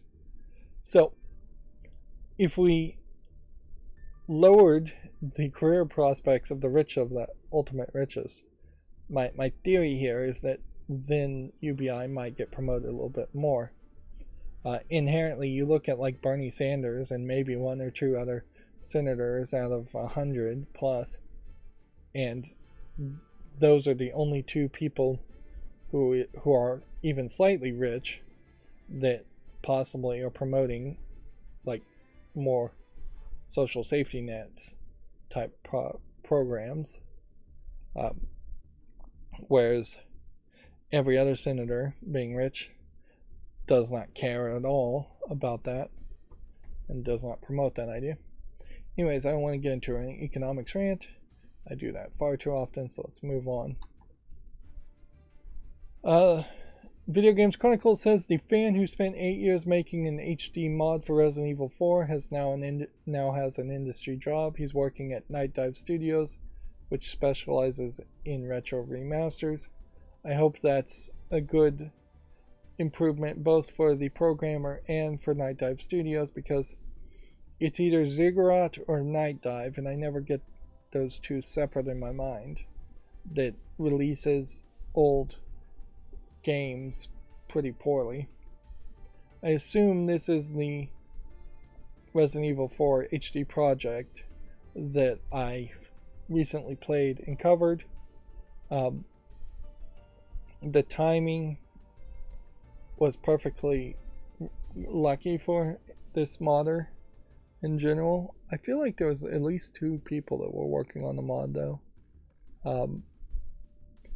It seems like only one of them got a job, so the odds are not great. Chris Morales. Like, the timing was pretty decent in that he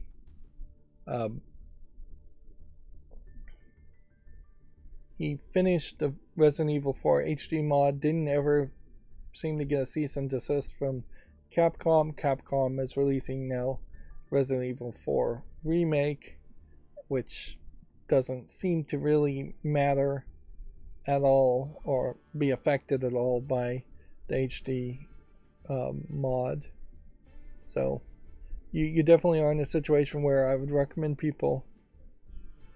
We might even be to the point now where it would be worth it to play the Resident Evil 4 HD Remake first, and then the HD mod of the original game second, but you probably would have a better experience if you played RE4 HD mod first, then the remake second.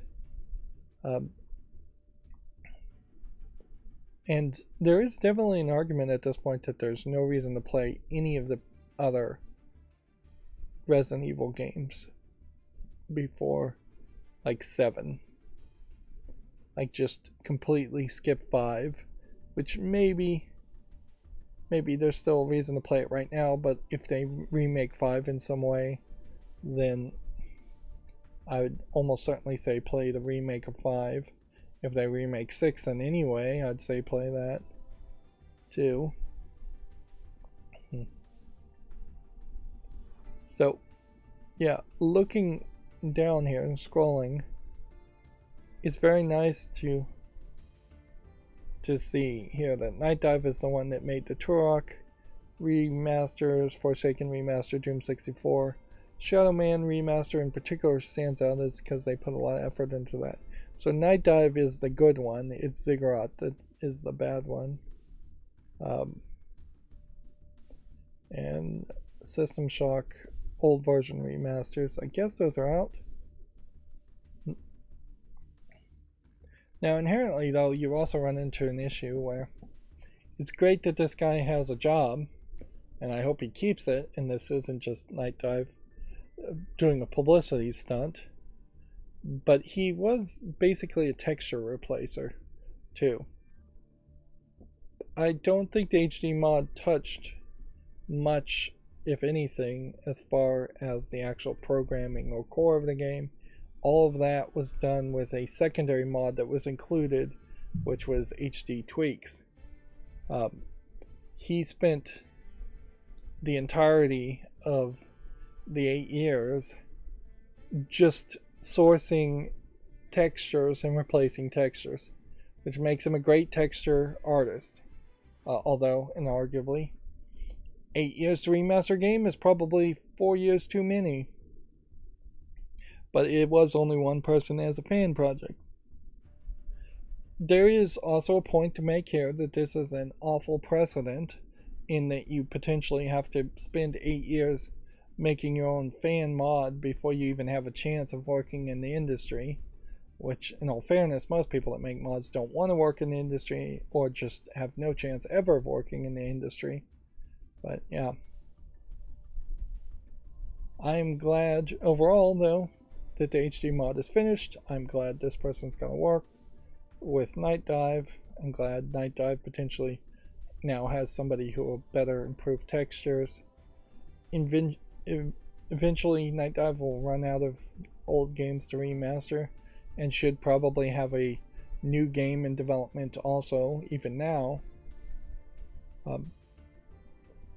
I guess there's nothing else to really say around that. A little bit of good news, and like most news, if there are good news, if there is good news, it's very little that you can say around it. It's much easier to commentate on bad news.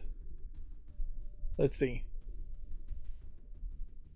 Here we have a follow-up story. Ubisoft developer explains its AI writing tool in more detail. The Ubisoft Ghostwriter tool was met with criticism when it was announced yesterday. They announced it at the Game Developer Conference, so inevitably it was going to be met with a fairly negative response. And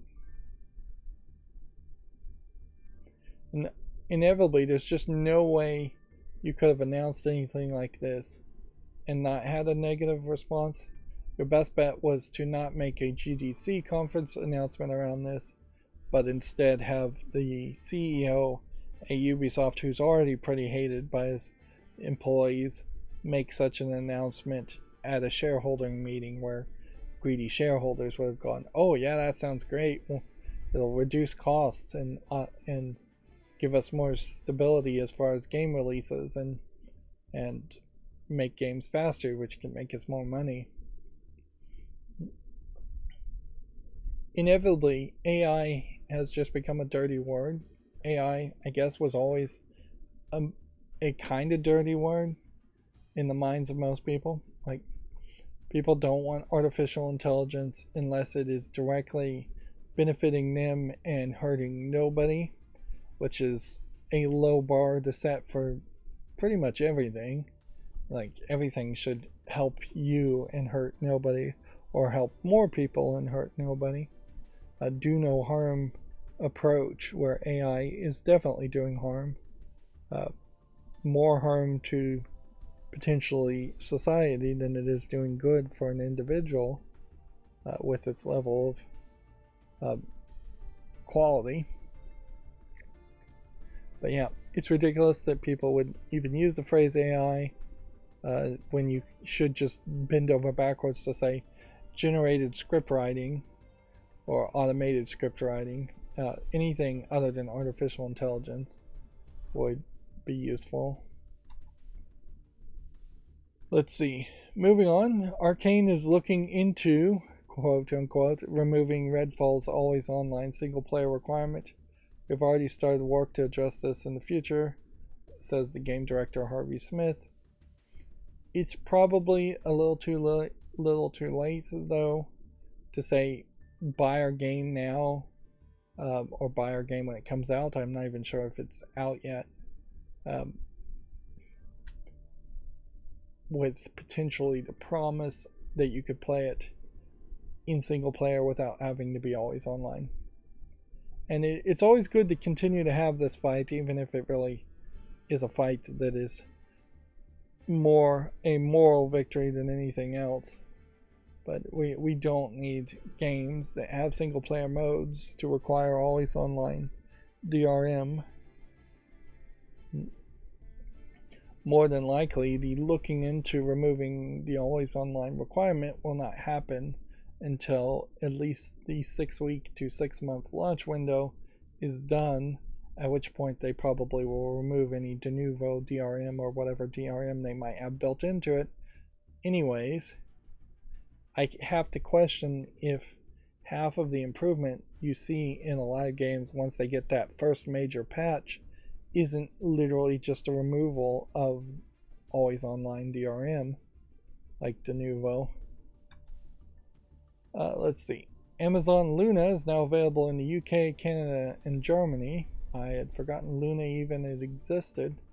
I would have potentially told you it had gone out of business. But yeah, I guess it was USA only, United States only. Horizon Forbidden West Burning Shore DLC costs $20 and pre-order bonuses have been revealed. The pre-order bonuses, the black tie dye outfit and the black tie sharp shot bow, which I guess is what this is here. This is kind of an odd angle for her head to be at, as far as she's just like tilting and looking off the sky, off the screen. Let's see. Flying around, volcanoes.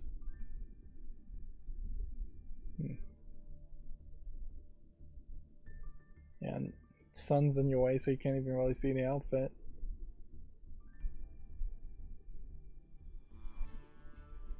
Yep. It's too zoomed in, and yep. Sun's in the way in certain points. It's like they barely spent any time making that footage at all. Well, $20 for DLC really is going to depend almost 100% on the length and the quality of the DLC. So it's hard to really tell anything from pre-order bonus announcements. And then our last Video Games Chronicle article for today says Aliens Dark Descent gets a release date and a new gameplay trailer. This is a real-time squad-based tactical action game, and it'll be out in June. Do we have an exact date? It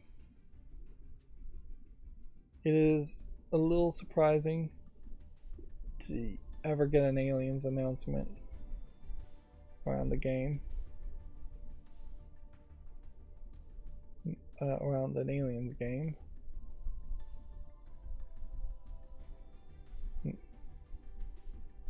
Like real-time squad-based is probably the right move, but then this top-down perspective almost certainly is not what I would want. You do have this inherent problem where to defeat an alien, it feels like there should be multiple people. Although, if you think about Alien 1 and Alien 2, Sigourney Weaver really doesn't have a squad on her side, so the squad-based element probably should be moved away, and it should just be a single-player story where you're a badass like Sigourney Weaver taking on aliens. It almost certainly needs to be a case where there's a smaller, weaker enemy other than aliens. Probably a humanoid, like synthoid replicant type enemy taking over a facility. Definitely feels like this game is going to have a lot of like live service elements to it.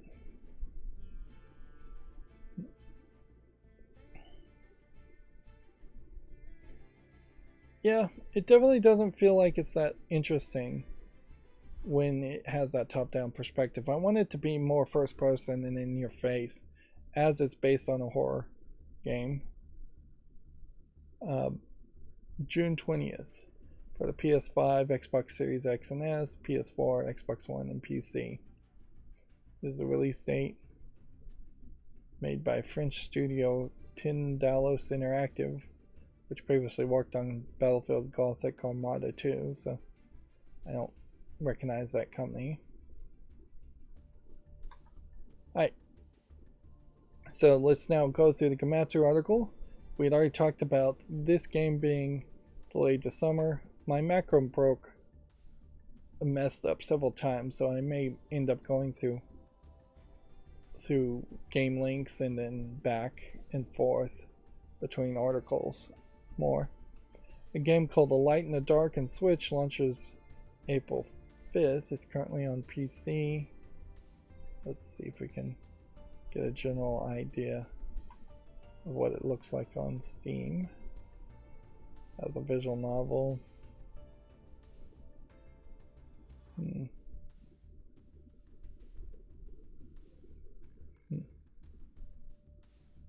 Alright, well, I guess I'll put that on the wish list as a visual novel.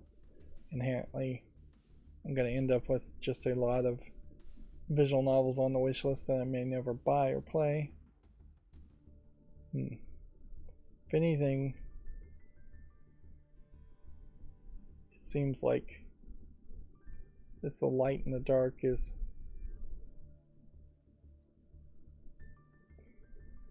somebody being kidnapped or something, which is an interesting story to tell.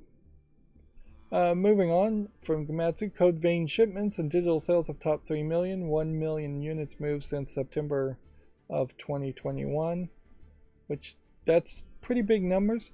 And if anything, I think that's probably due to the fact that the game is somewhat on sale now, where it wasn't before.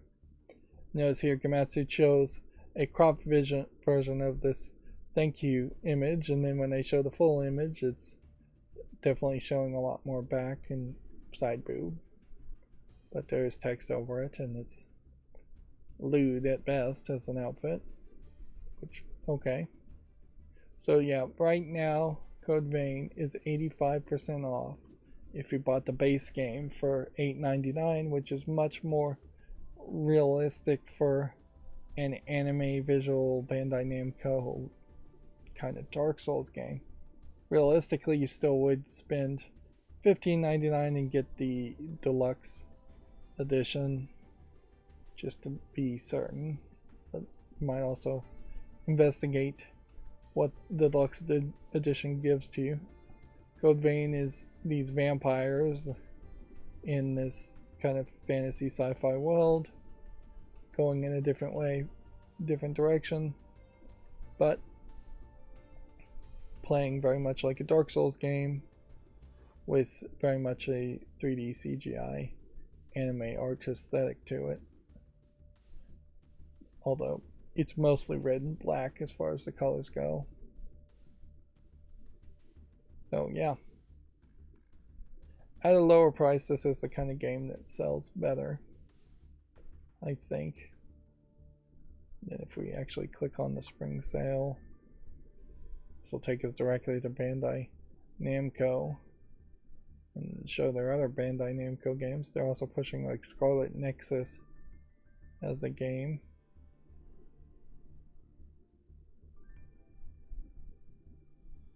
Yeah. Might be some Dragon Ball Z DLC worth grabbing too. More and more, when you have these developer pages that are part of the sales, it highlights how Steam is working its way to looking very differently as a website, which is fine by me. A game called Wuthering Waves has a closed beta test beginning April 24th. This is for PC and smartphone. Let's see. PC, though, I'm not sure it means Steam or it means their own launcher or some other launcher. It's apparently an action RPG. I'll leave it at that. Yuki Yuna is a hero. Hana Yui no Kiramiki has been announced for the PS4 and Switch. A release date has not been announced. This looks to me like another visual novel game. They're saying it's a browser game. It's a port of an iOS, Android, and browser game of the same name, which ended service in October 28th, 2022. The port includes all 8 volumes of the game's story with additional illustrations and scenarios, adding to the game's existing content. The new story, written exclusively for the console version, the game will also be fully voiced. So, yeah. Sounds perhaps less like a visual novel than anything. There's a teaser website here in Japanese, and I don't think clicking on any of this does anything. Notice it is PS4 and Switch only. They're not bothering to bring it to a PS5 version. Polyarc opens up playtest signups for a competitive multiplayer VR game if you're interested in that. Visually here, this stands out, but the idea of a multiplayer VR game is kind of crazy. Crash Team Rumble launches June 20th with a closed beta set for April 20th through the 24th. We are getting quite a lot of betas nowadays, which maybe that indicates that now the games that are making announcements actually are going to stick to those announcement dates. Maybe once you start to get near the end of March into April, you're not getting those ambitious, it'll be out at this date, but we potentially could delay it a month or two and it wouldn't really matter announcements. A game called Never Wake is coming to the Xbox Series in Q2 of 2023, so no specific date. Kimetsu says Xiaomi and the Flame Dragon Fist for Switch launches March 31st in the West. We have a more flatter animation style, and it seems to be a re-release or port of an old game, certainly very old game. Which it definitely makes sense to have this older animation style if the game itself is going to look old. it may not actually be an old game, it just looks old. That's a possibility. Dragon Ball Xenoverse 2 DLC free update number 16 launches March 23rd with DLC character Piccolo Power Awakening announced. Which, okay. We'll move forward. The side-scrolling action platformer Chronicles of Two Heroes, Amaterasu's Wrath, launches May 26th for seemingly everything. What does this look like as a trailer?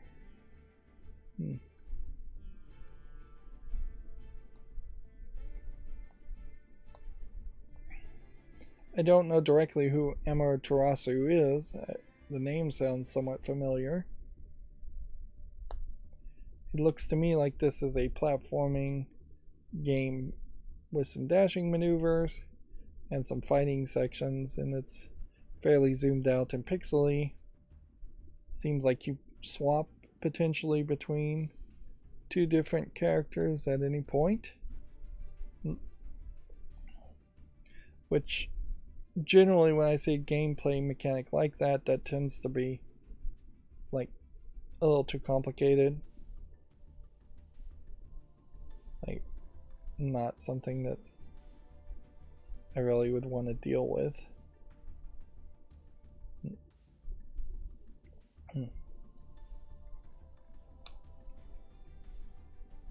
So yeah, looking at this trailer, it would have a hard time selling me on it. And just that looks like that's fairly difficult platforming. Aliens Dark Descent launches June 20th. We already talked about that. The Metroidvania game Candle Knight launches May 31st for PCs and later for consoles, which we'll check that out on Steam. Yeah, more and more I should check out these games on Steam.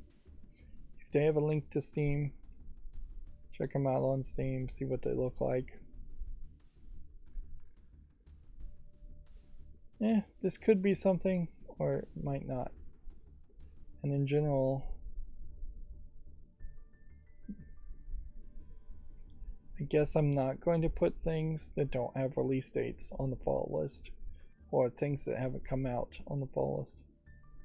You know what, I should though, because we've seen that I've missed games ever since I started trying to look at every single game that came out on Steam.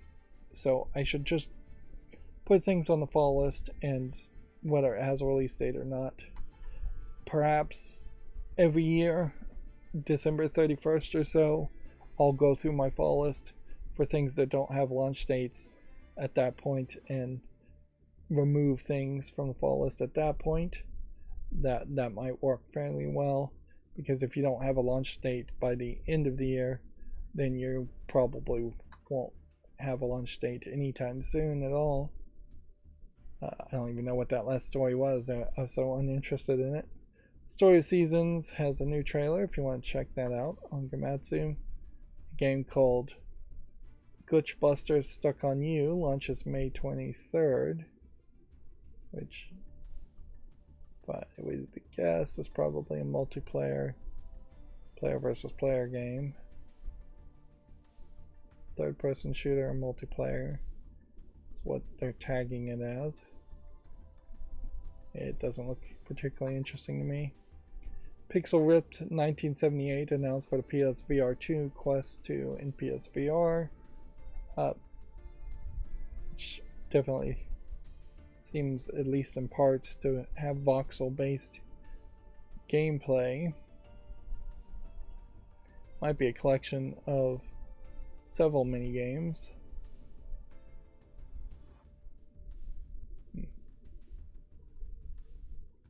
Not particularly interesting.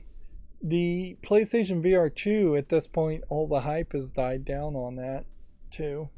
We may get a trickle of new PlayStation VR 2 games, but I wouldn't be surprised if there's less than 100,000 units have been sold of the PlayStation VR 2, and the game sales are pathetically low also.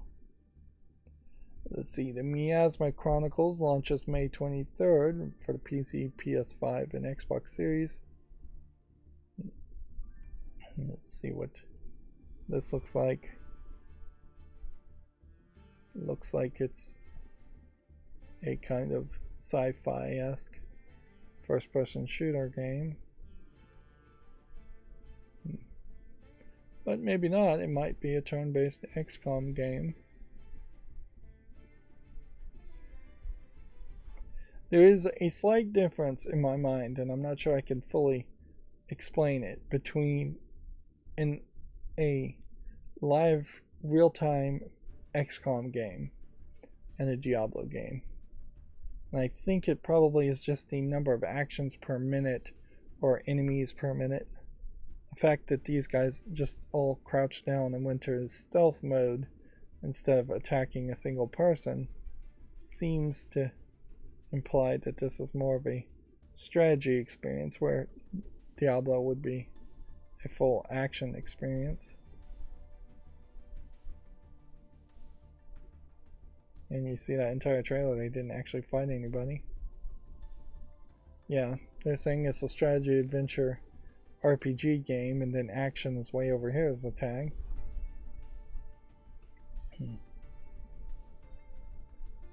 Here, it definitely feels more like an XCOM game.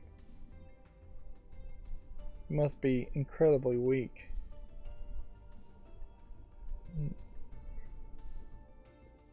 And that feels definitely turn-based, not action. Okay, so maybe you get jumped into a turn-based fight when you start the fight. Yep, that just unsells this game. I would have been interested in this before seeing that it was a turn-based game. At some point I may have to just learn to love turn-based games, though. XCOM style games. At least try XCOM itself. Smile for Me for the PS4, PS5, Xbox Series, Xbox One, and Switch launches April 24th. This potentially looks very weird. It seems to be a point and click adventure game.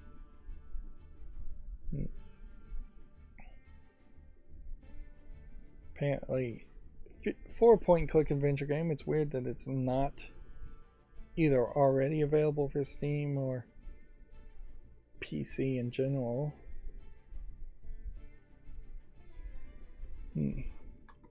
Moving on, Battlefield 1943, Bad Company 1 and 2, and Mirror's Edge to be delisted from online storefronts. Update: Mirror's Edge spared, the others removed.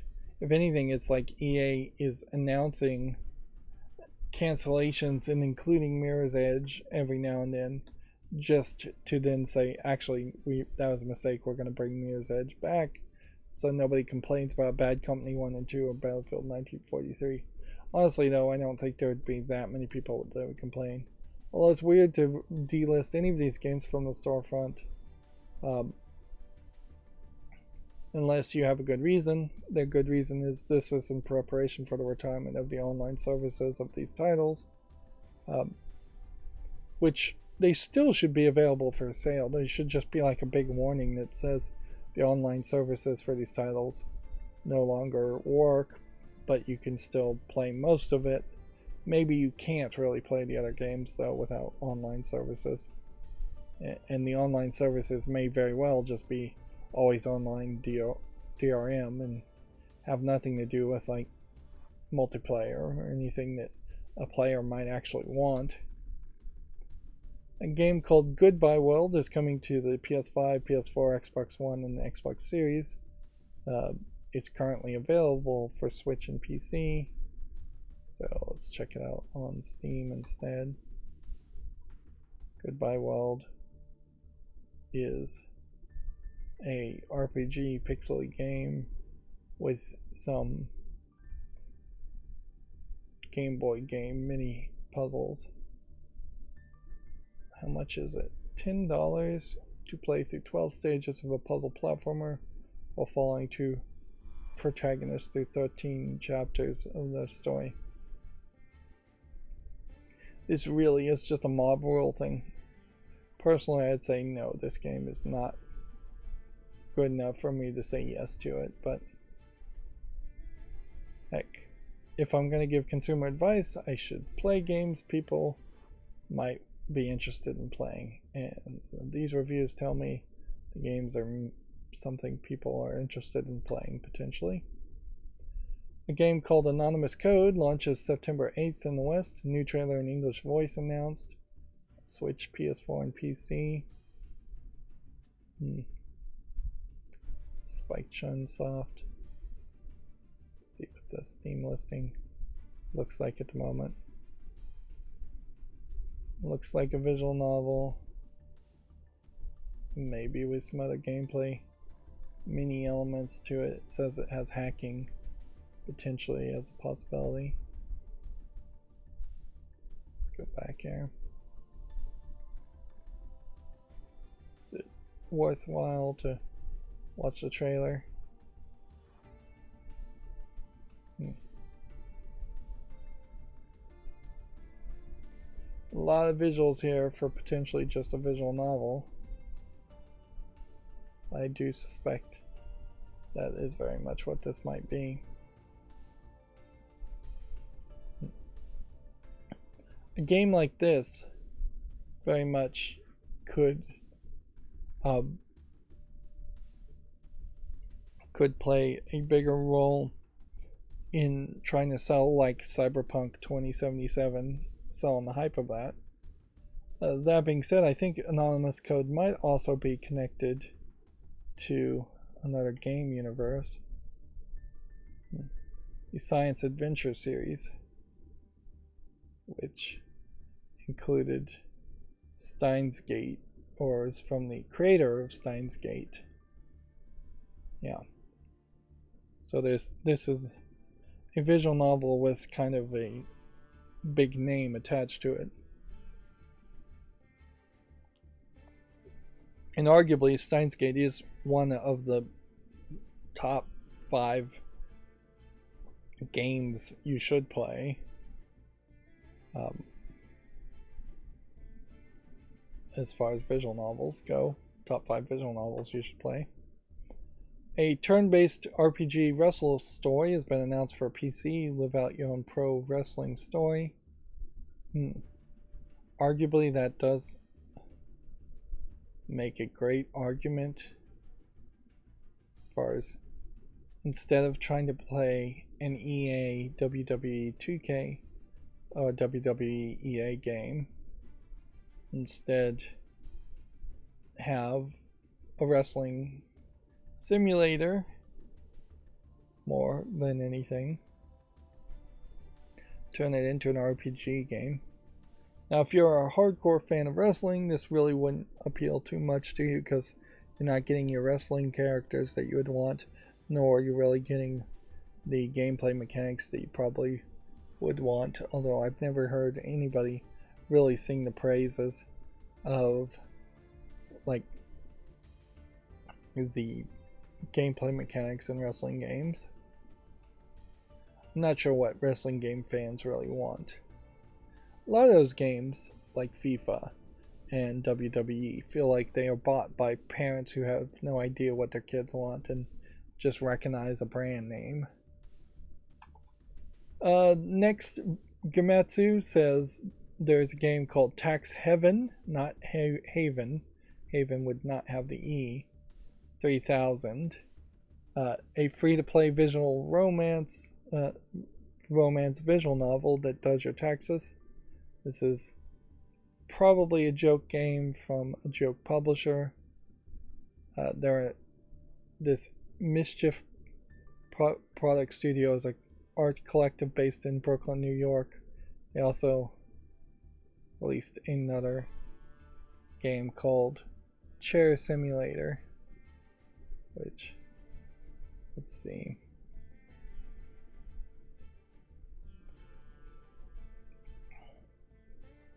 Now, inherently in the United States,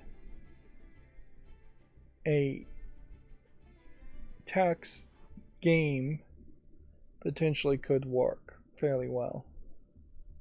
This Chair Simulator definitely gives you a general idea of who Mischief Product Studios potentially is.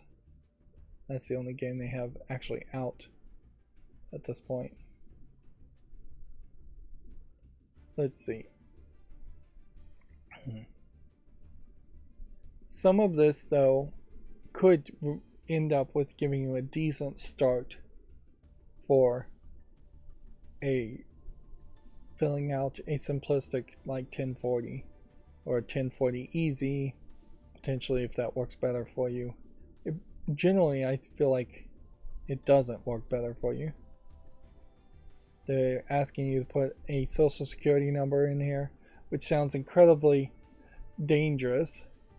The also problem here is like April 15th, I believe, is the day that taxes are due. So if you were to play this game, you'd have to play it very quickly, and it wouldn't be accurate the next year unless they updated things. Although it'd be accurate enough.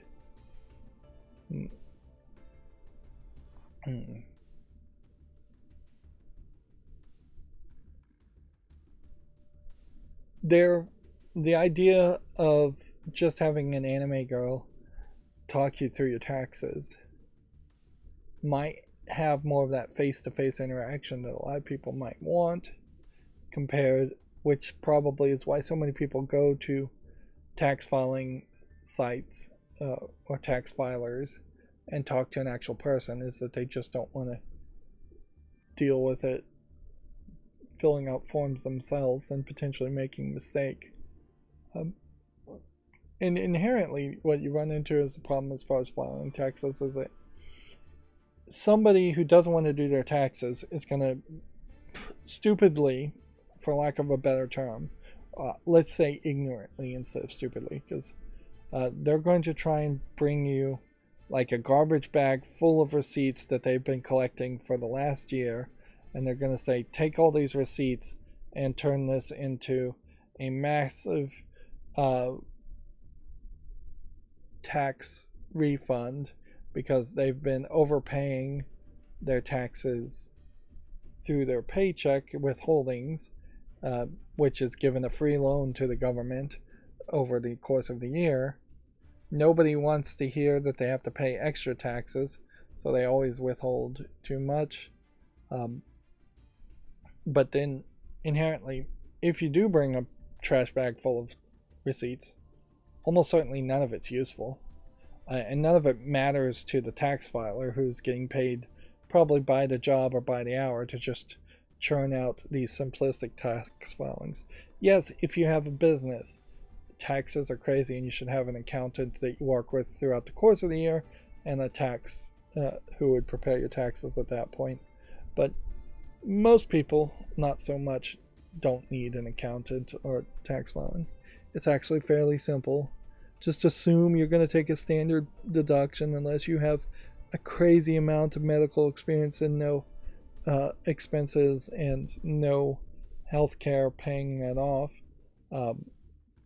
Somewhere around $6,000 to $8,000 of medical expenses that you paid out of pocket every year would then potentially mean you would move into a Schedule A individualized tax deduction things. If you're a farmer, if you're a teacher, there's some specialties there.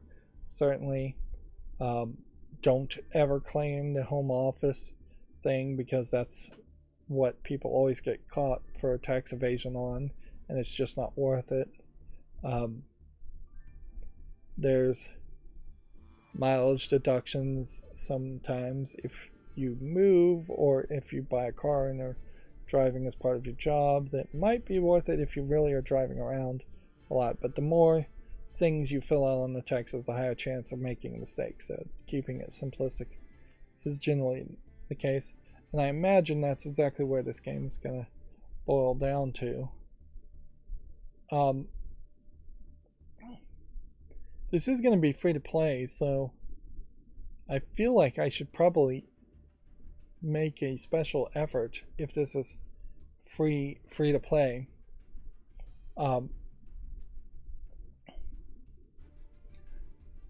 That I should potentially try and cover it and just see what would happen. Throw in some fake numbers and see how this goes. as a visual novel, it's got to be fairly short, though, too. You don't want to spend 20 hours playing this game to get your taxes done at the end there. So, yeah. And this very well could just be a joke and tell you the wrong information. You notice here that it says it's no longer available on the Steam store. I would hope that that is a mistake, but it might also be a case of Valve just does not want this kind of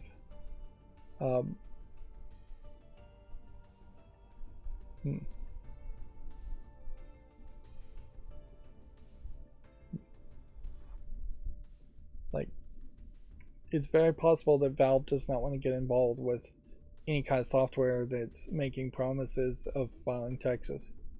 Noticeably here, it says suitable for single filers without dependents.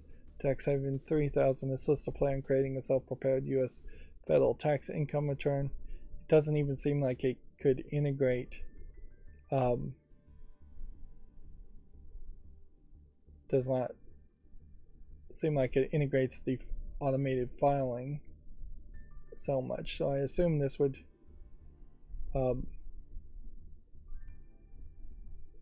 end up just printing something. Single filer file without dependents is also simplifying it quite a bit too. The odds that you are a single filer without dependents isn't very high. At a certain point, you're probably not even making enough money in that scenario to barely file taxes in the first place. Under a certain, like, it's somewhere around $2,000 that you need of income before you have to file taxes at all in the United States. But yeah, a lot of single kids fresh out of high school might make more than that.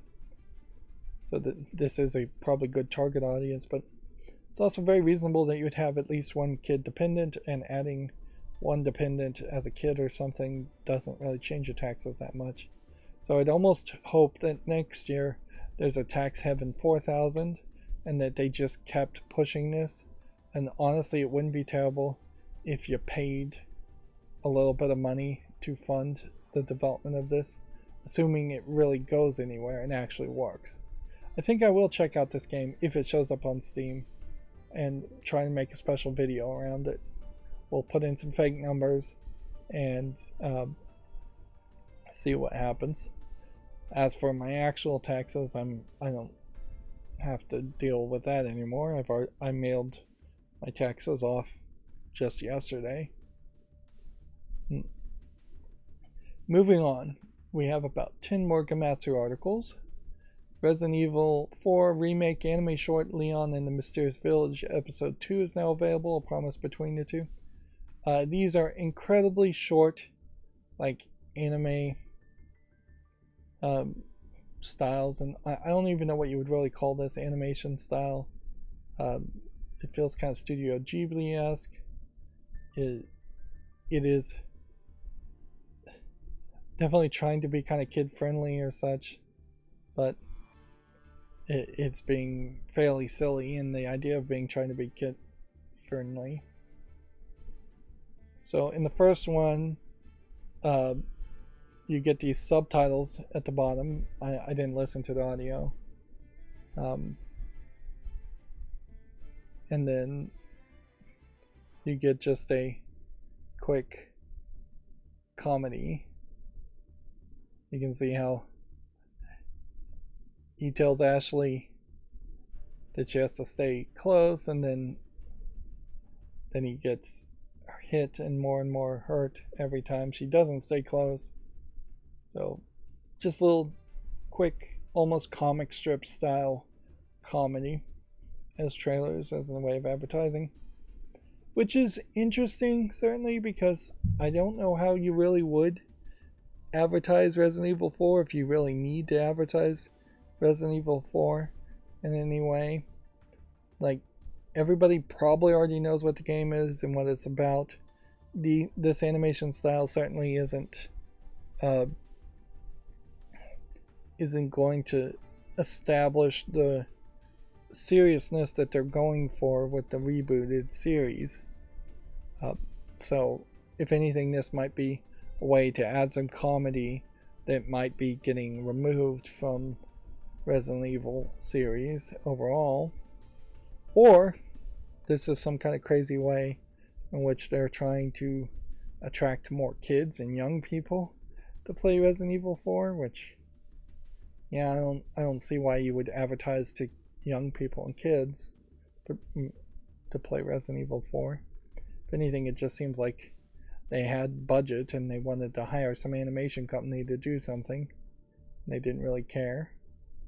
There is potentially a danger in these blushed, rosy cheeks in Ashley and the holding of hands here, because this is pushing that idea that there was potentially room for romance between the president's daughter and Leon S. Kennedy, when that was totally not the case. Like, he shot her down at the end, and I think that was the whole point there, is that she was too young for him, being like 18 years old, and him being somewhere in his mid-20s, 30s, plus him having the job to protect her as the president's daughter, and her being the president's daughter. That just is not acceptable. And you kind of just lose all of that when you have this different animation style, and they're the same height, and they're holding hands, and she's blushing over there. If anything, this might be in the mind of Ashley, and if the idea is that this is how Ashley sees the world, as this bright and colorful cartoon world, while Leon is seeing the world as it really is, with zombies and monsters. But even that characterization is not what you would really want for Ashley. I don't feel like they ever meant for her to be a super naive, childlike character, more just a party girl and president's daughter who would obviously want to rebel and go out and party and do teenage things. Moving on, Gamatsu says the Idolmaster General Producer Yozuo, I don't know how you pronounce that with the OU. I don't know. Sakagami, pronounce that right, steps down. No plans to appoint a new general producer at this time. I don't know if there's a specific reason he stepped down. He originally considered stepping down when it reached its 15th anniversary in 2020, but after the COVID pandemic, various plans were changed, delayed, and suspended, so he decided to stay on board until things settled down and the series had finally regained its stability. So that's happened now. So this may very well be a retirement thing. Like, it's hard to judge the age of Asian people, but looking at this guy's hair and the amount of wrinkles and his face, I wouldn't be surprised if he's 60 to 70 years old. So this may be a true retirement. Certainly. And certainly it's weird to have a general producer of the Idolmaster be an old Japanese man, but not that weird, I imagine. Let's see, Famitsu has the review scores for issue 1790, giving a game called The Chant, which I've never even heard of, 30 out of 40. R-Type Final 3 Evolved for the PS5, 31 out of 40. And Tales of Neon Sea, 31 out of 40. So not a lot of recognizable games, and none of them particularly well received. Although in all fairness, 3 8s and a 7 to get 31 out of 40 is not terrible. At all. A game called Neptunia Game Maker R Evolution has been announced for the PS5, PS4, and Switch. Apparently not coming to the PC. Due out on August 10th in Japan. It probably will come out to PC if it comes to the West. The question here is R Evolution going back to the adult Neptunia storyline, or is it starting all over again, or what? This looks very much like the old Neptunia series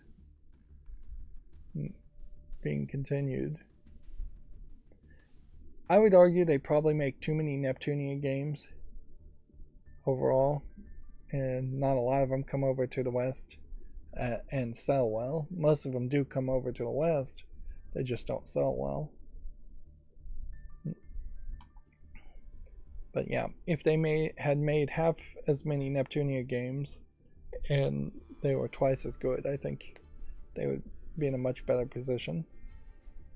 A game called Grisaya Phantom Trigger 5.5 to 08 collection has been announced to the Switch. I think Grisayas are shoot 'em up games. Due out June 29th in Japan. Last Labyrinth is coming to the Xbox Series, Xbox One, and the Switch in the spring. It's out today for the PS5, PSVR 2, PS4, and PC. That being said, are we at a point now where on the PC we can play without VR? It says that we are. There is definitely an argument as far as relevancy, though, in that 76% positive, but that's 73 reviews from November 12th, 2019. This is one of those cases where it'd have to go on sale, which it's never really done, and it would have to be a little bit more relevant for me to buy it. But, you know, I'll make an executive decision and go ahead and just put that on the wish list as it is now. Yeah.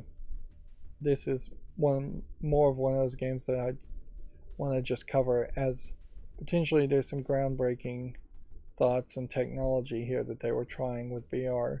So it's a fairly early VR game.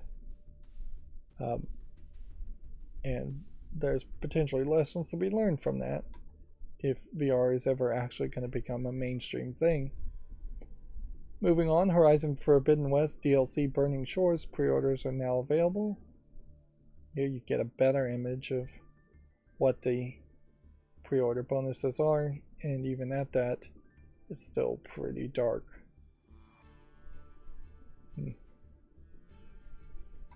Moving on, Fire Emblem Engage Expansion Pass Wave 4 launches April 5th. Check that out if you're interested. Lego 2K Drive announced for the PS5, Xbox Series, PS4, Xbox One, Switch, and PC. The open world driving adventure game is due out May 19th. Open world is interesting. I guess the announcement actually happened at some point. Here you can see Lego cars, which this is what you would expect. You would expect potentially you could build a Lego car just out of very generic bricks that is going to be very blocky, or you could get more custom pieces to have a Lego car more like a Lego set.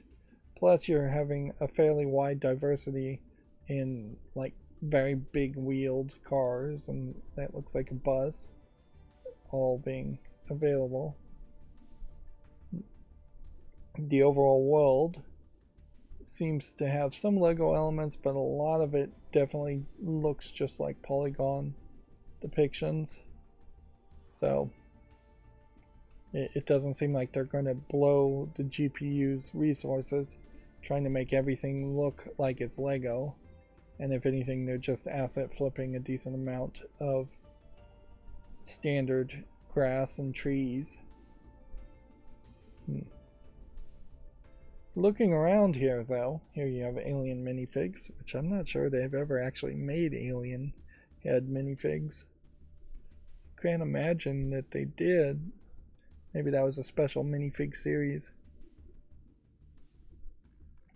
Looking at this, though, I don't know how much of this really has anything to do with racing, as much as this may just be you have cars to get around to an open world to interact with things.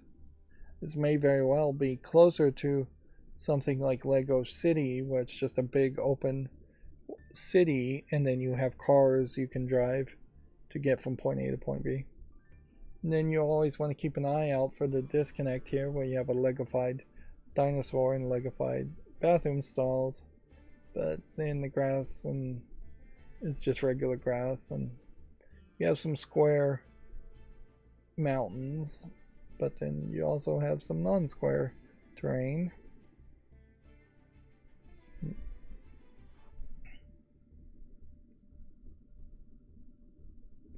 My main concern here would be the currencies and the gameplay mechanic as far as what you're doing. In a lot of ways, this could be a lot more racing based than it seems, or this could be trying to be GTA with Legos and kid friendly.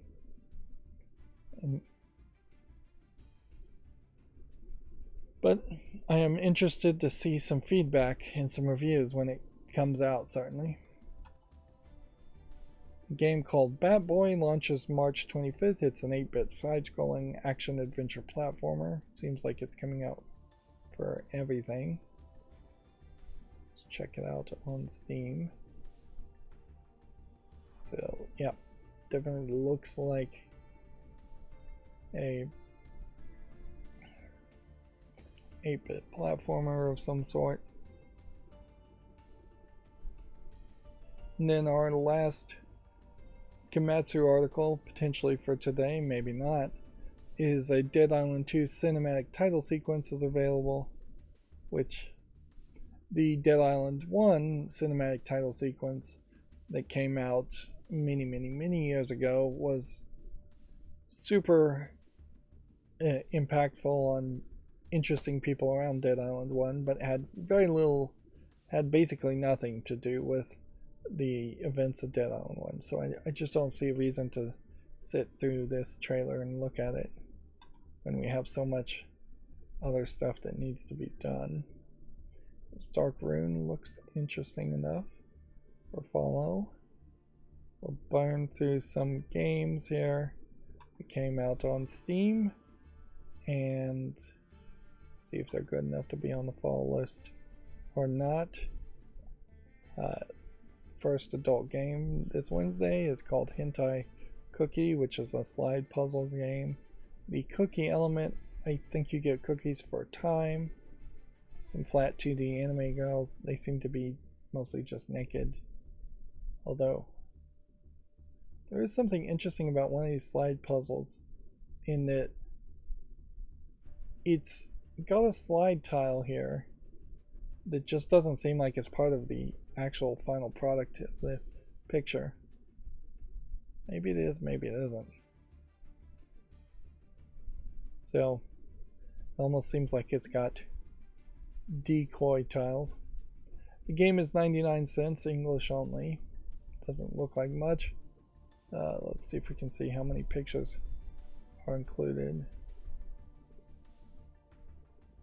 No, it doesn't say how many images. I think that is probably a game breaker as far as adult games go. Is that if they're not willing to tell you how many puzzles there are in a puzzle game, you have to assume that you're paying $1 for 4 or 5 puzzles, some absolute minimum. Ghost of Tabor might be something, I doubt it is. Words of Wisdom. I'm going to put this on the fall list but not make a YouTube short around it because it's visually ugly. I'm going to do the exact opposite for this hidden object game. Make a YouTube short but not put it on the fall list because I want to play hidden object games. Coding Robo. There's a chance that this might be a decent programming game to learn visual programming like Scratch. Although, in all fairness, I don't think you even need to play a game to learn visual programming like Scratch. I'm gonna give that a chance, I guess.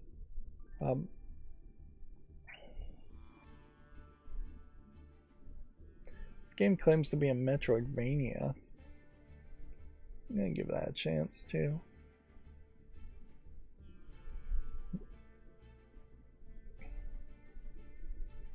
Make a YouTube short around that.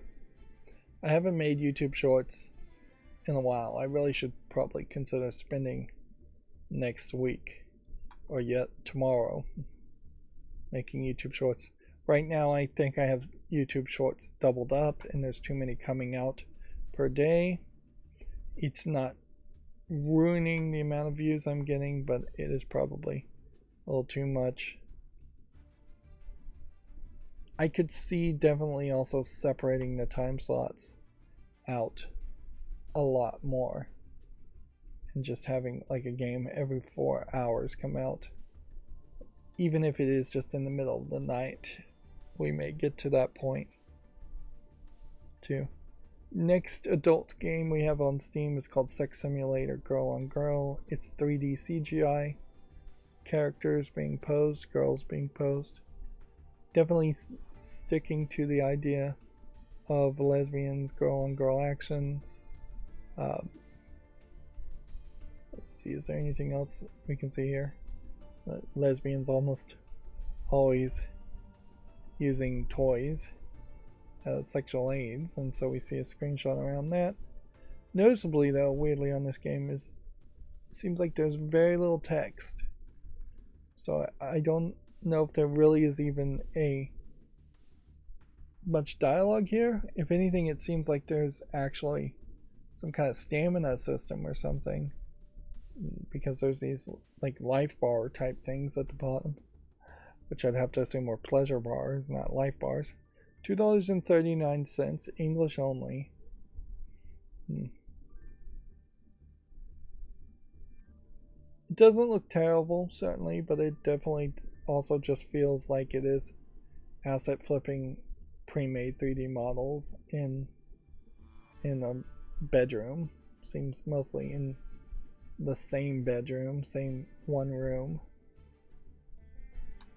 So nothing particularly interesting there. The next game is also an adult game called Zoe the Exhibitionist, which I have to applaud a better name here. Yeah, we have a screenshot of a lady tied up. It looks like there's more dialogue and different scenes. Two ladies in a towel in the locker room. Yep. Lady in a bikini two-piece in like a gym. Definitely seems to promise a lot more 3D models. Yeah, they're 3D CG models. Most of the characters look Asian, but there's a few that aren't. Definitely seems to all be female.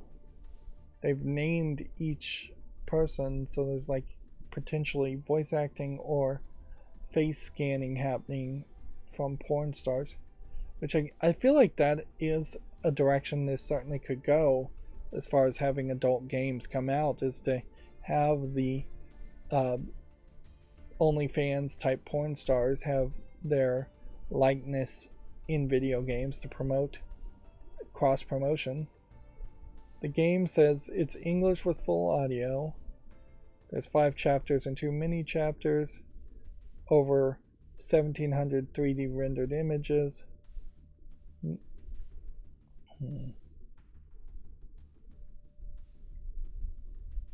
Let's see. I guess the question would come down to, do any of these tag names recognize? If you recognize any of these tag names as famous porn stars, that might be a sales point here, certainly. And it's nice to see people credited before you even buy the game. As a game that is built around the idea of being an exhibitionist, which honestly that's not seemingly the case, because it says Zoe has locked herself out of her house naked, which is not exhibitionist, that's accidental exhibitionist. So choose your own adventure game. which that might be an interesting idea, certainly, to move a narrative forward by making choices.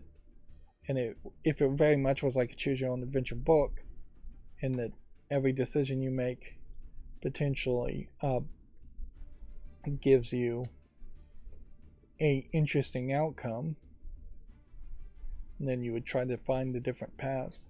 That basically is what visual novels should be, but very often visual novels don't have branching paths, or the choices you make aren't that interesting.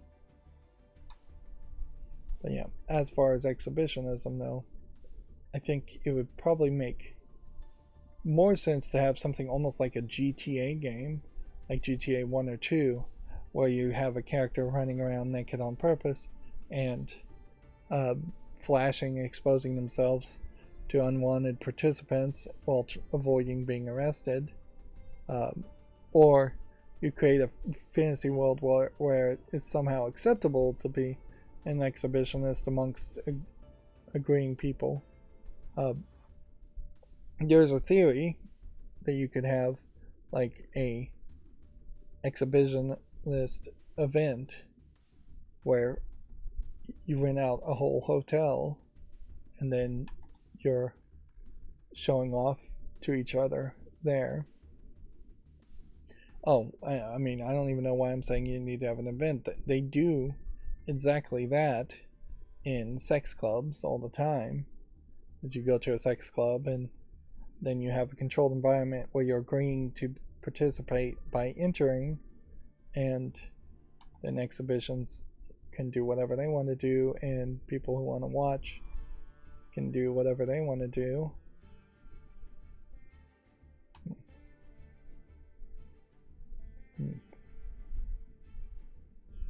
We'll give Deceive Inc. a chance. It's already very positive. This is an online PvP game now, so I actually don't need to put it on the follow list because it's just not something I'd play. This potentially could be the new Among Us game. It looks nicer than Among Us and plays similar enough. I wouldn't be surprised if we start to see streamers play that.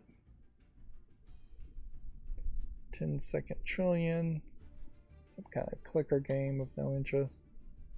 Walking Dead Saints and Sinners Chapter 2. This is a VR only game. What's crazy about this is I didn't realize that the Saints and Sinners game was ever going to make a Chapter 2, or that they had announced anything. All damage effects look awful compared to the first game. Bright cartoonish red. Runs much worse than the first game on low settings. Weirdly CPU bound. So it sounds like this was a rush job, potentially by Skydance Interactive. I'd like to know, potentially, what Skydance Interactive has made. Otherwise, Walking Dead Ultimate Steam Bundle is very positive. Walking Dead Saints and Sinners 1 is very positive. Pond is very positive.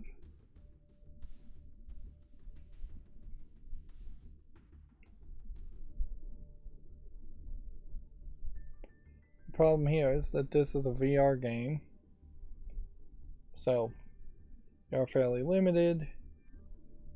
Doesn't look terrible as a VR game though. Pond is a free-to-play online PvP game. I have to assume that almost every online PvP game is dead after a few years. This probably is no exception.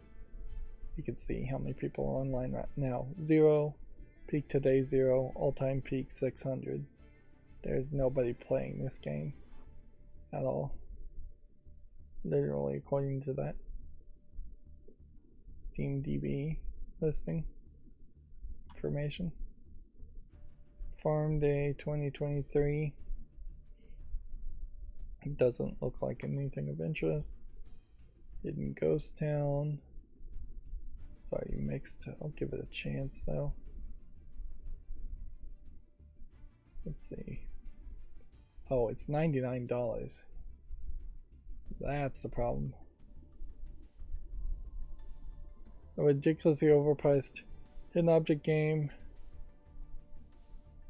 that receives a 95% discount to lure every possible Steam user. The game is short and very bare bone.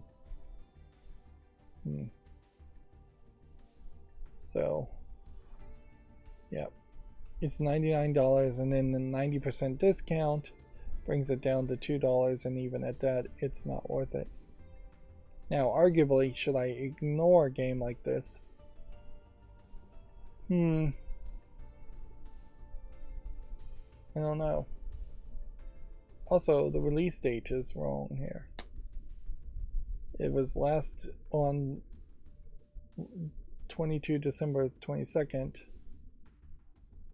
and yet it says the release date is here, so maybe it was claiming early access before, or maybe there is some other way to modify your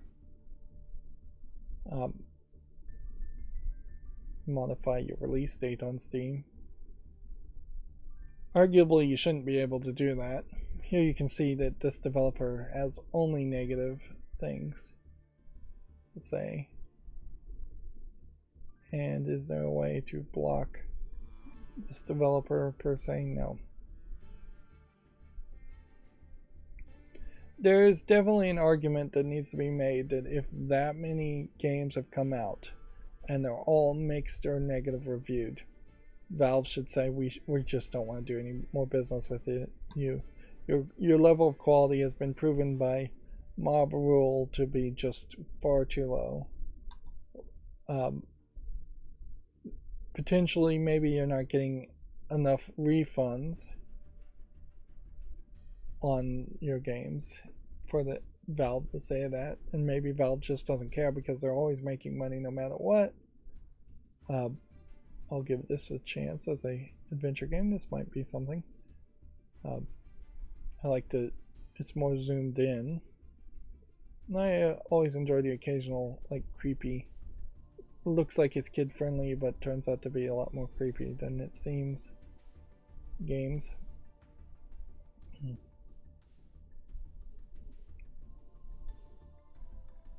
If anything, I feel like instead of potentially even review bombing games, there might be an argument to buying games and then immediately refunding games. But then that's a dangerous thing. You almost would have to make your own separate account to buy and refund games. And that probably still wouldn't do anything.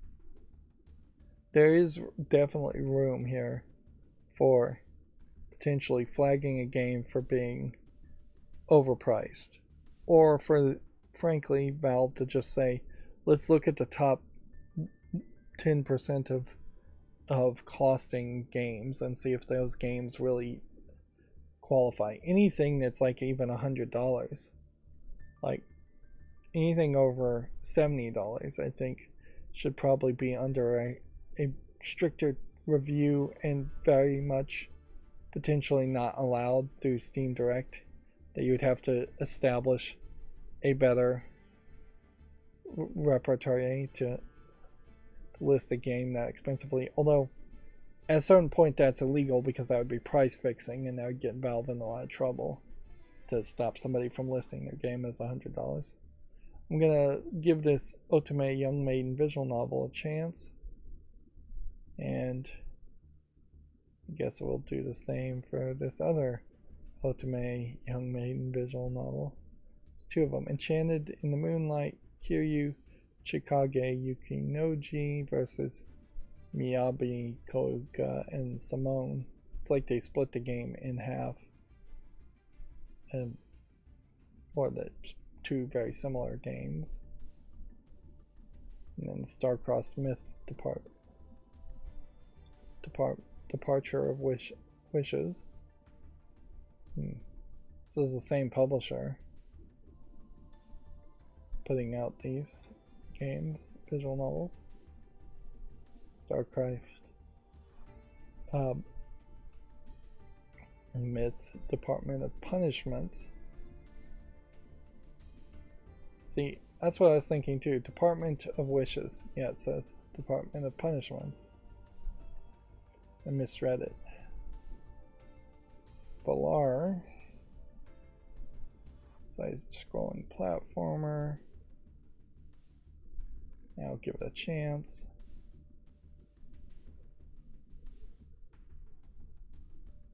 Still got a lot of games to go through. Psychic Investigation. Sakuri Haru. This might be something, but this might just be a little effort. Horror game. I need to just burn through a lot of these really quickly. Chinese chess. Does this really support English? It says it does. I would potentially like to learn Zhengqi, if that's how you pronounce it.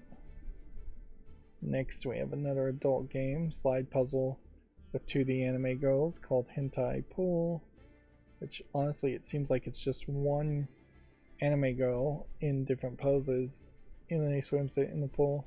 And if anything, it's doing a pretty poor job of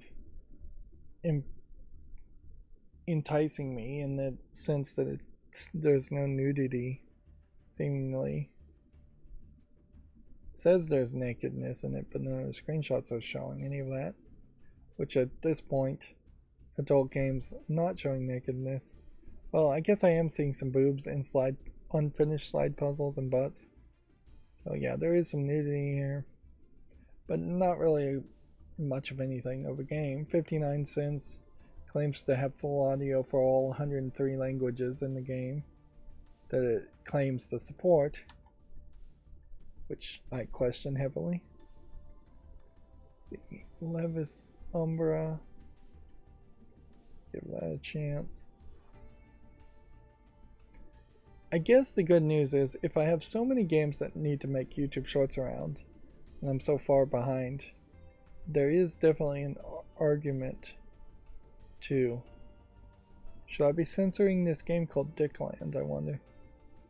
I mean, it is an adult game. Honestly, I like cartoony dicks. Like, didn't even occur to me that I really, that might need to be censored, but whatever. What was I saying? I lost my train of thought. Well, this game Dickland probably isn't anything, but I'm going to give it a chance. Anyways, it's 84 cents. It says it supports 18 languages.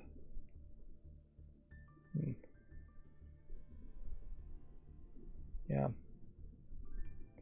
I don't know if this really is a game anybody would want to really play, though.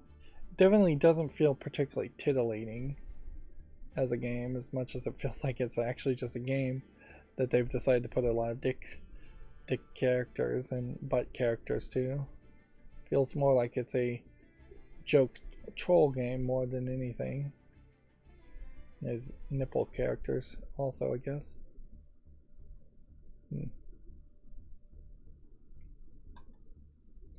Next we have an adult game called Snowball Christmas Festival. Well, I guess at this point I really wish they did bundle all the adult games into one as far as the releases. That's not fair, certainly, to do it that way, but it would make a smoother process here.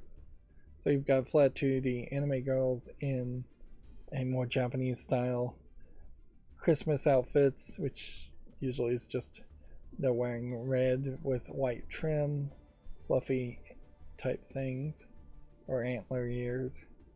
One character has elf ears, which maybe are attached or maybe are just decoration. It's a slide puzzle game. You've got several different anime girls in lewd poses.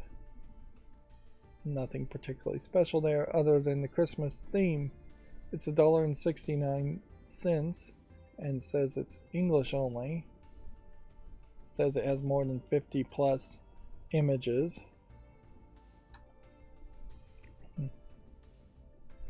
There's certainly another thing that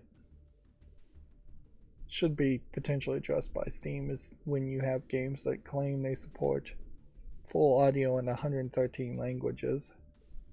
That's shady, to say the least.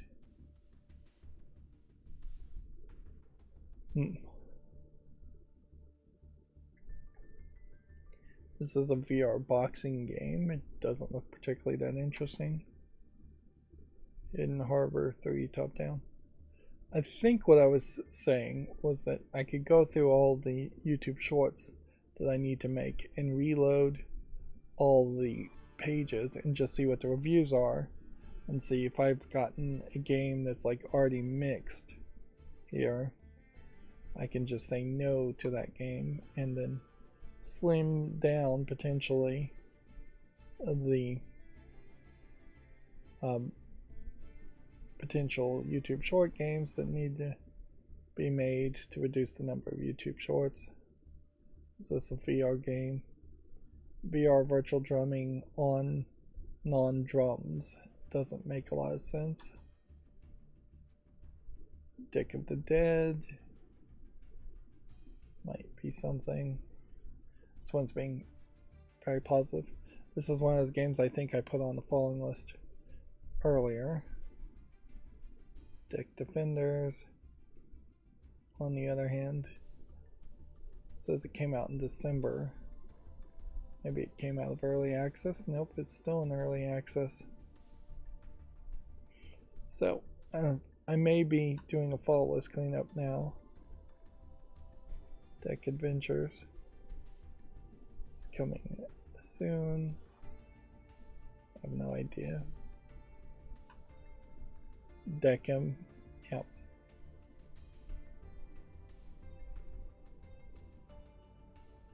December 1914.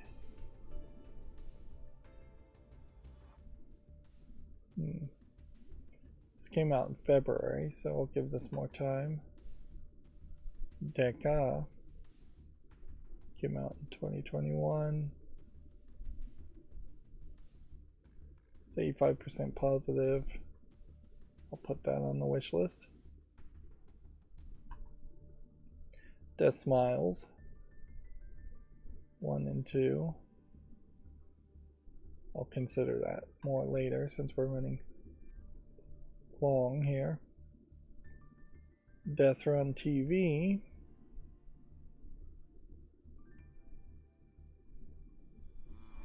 I'll consider that later.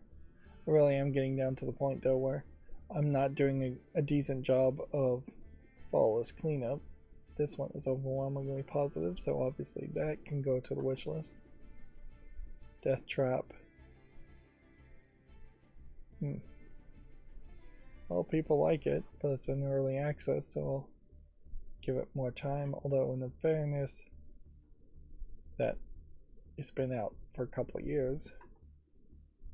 Then Death Trading Card Game. I can leave the fall list. Okay. So, March 7th, this would have been on the fall list too. March 14th, this is on the fall list. So, Exit the Game is the most recent game I have on this window. That being said, I don't know if we don't have multiple windows. I think we do have multiple windows here, because this was where this was all just breaking up. Deadly Night here. Reviewed fairly well, but I'm really just gonna have to make an executive decision here and say no. I just don't think I'd ever play a game with this kind of visuals, so I'm gonna take that off the fall list. And then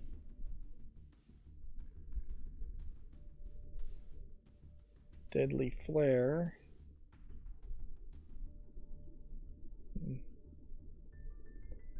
we can say no to that.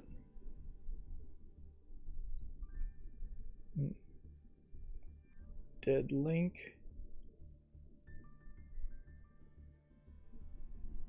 Is this a multiplayer game? It's in early access since October. I'll give it more time. Yeah, we're going through all the D's in the fall list. Dead End Detective from 2021. Yeah, we gotta say no to that one.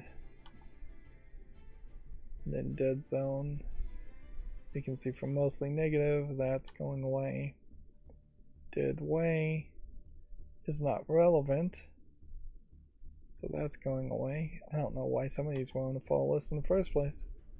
Dead Tunnel. I'll give this more time. Probably nowhere. Dead Survival. You can see there's probably a high chance if your game has dead in the name it's going to be bad. Dead on Arrival. We'll give it more time. Dead Man's Diary. It's mixed, so we'll get rid of that. Dead Inside. Give that more time. Then this would have been the other game. So let's see.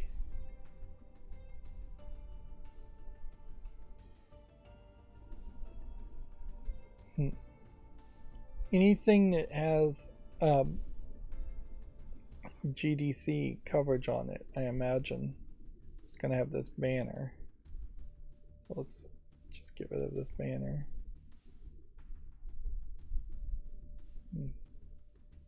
Branding container.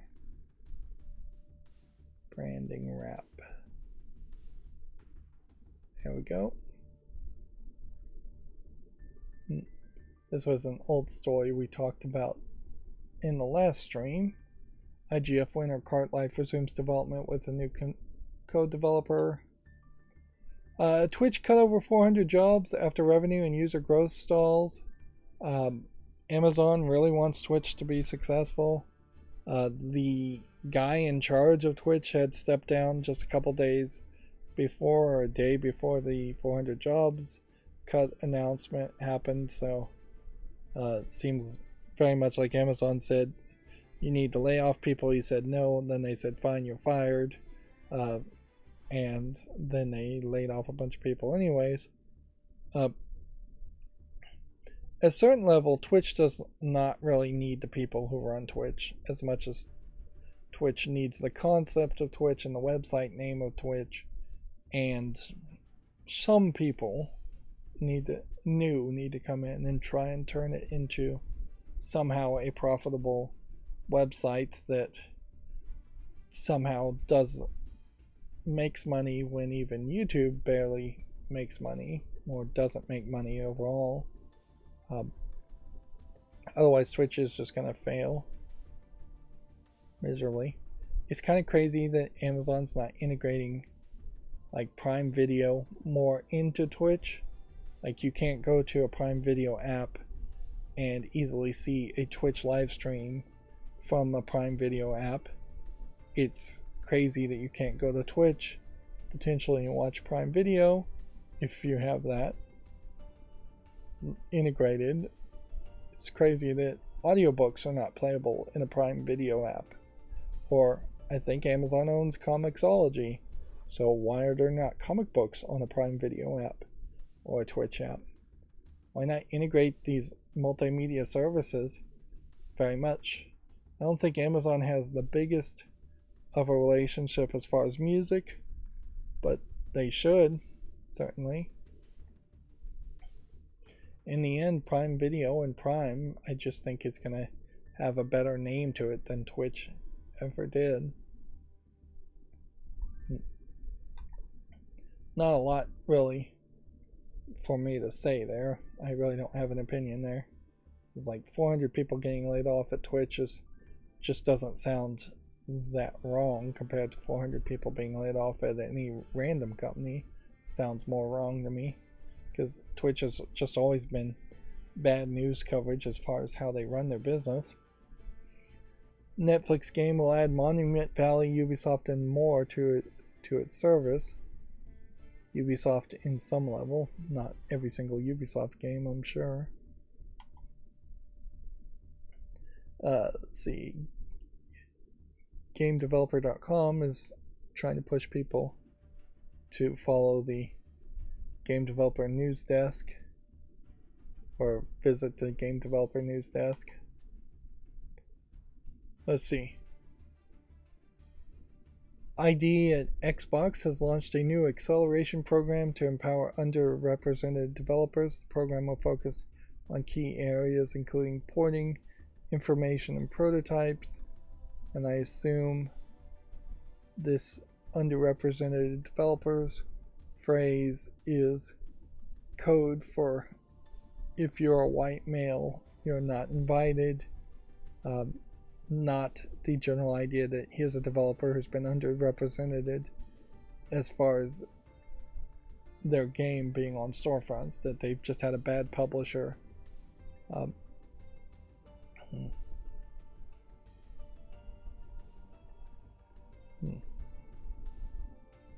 Particularly in the game industry, if underrepresented developers or creators is being talked about, that may also exclude Asians in particular, or Chinese and Japanese people in particular, East Asians, since they are fairly highly represented in IT and game development too, if they happen to be male. But yeah, no specifics there.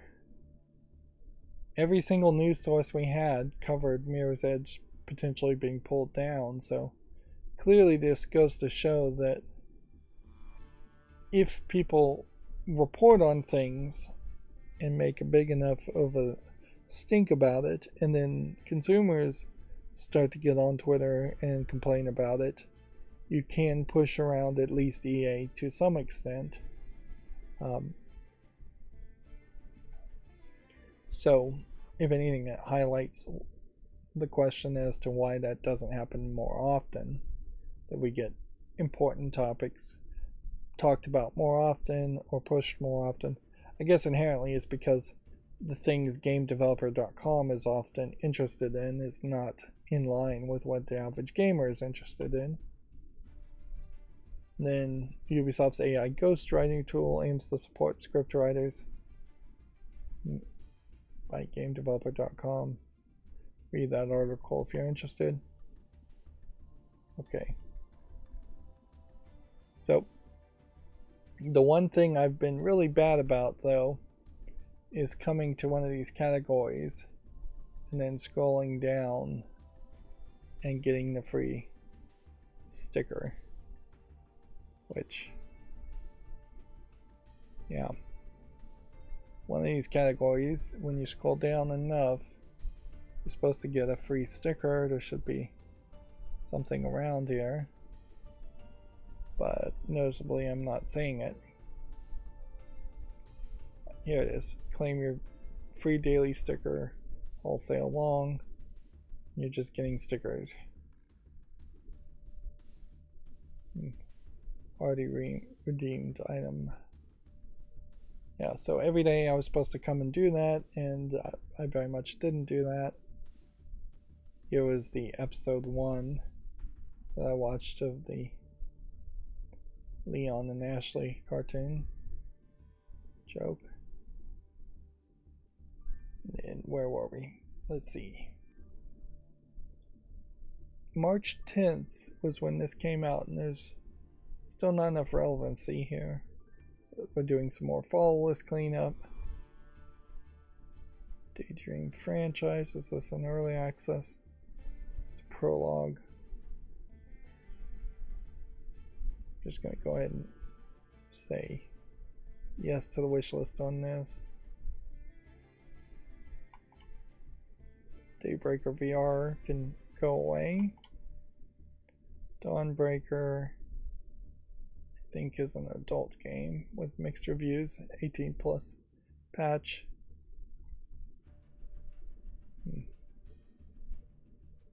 See if there's anything actually in the screenshots. There was a sci-fi game that looked kind of like this. I don't know if it was this game or not. That tried to sell itself on a Kickstarter.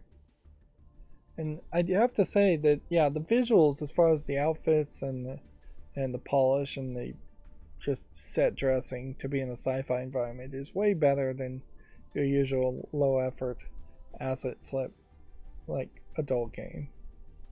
So this actually does look way more interesting. A lot of variety here. Here you have a whole fantasy scene which doesn't feel like it really matches. Overall though, it is a dating sim / romance game, and you can see it's mixed reviewed. And it came out in 2021, so the 18 plus patch costing money on top of just buying the game, I think is probably unacceptable. And it not being in the adult section is arguably unacceptable. If this was the level of like nudity though in every adult screenshot, then I wouldn't need to blur anything in my opinion, and I would just have to find it. Yes, this girl has like a ton of underboob, but really you could see less in a micro bikini situation, and it really is just skin anyways.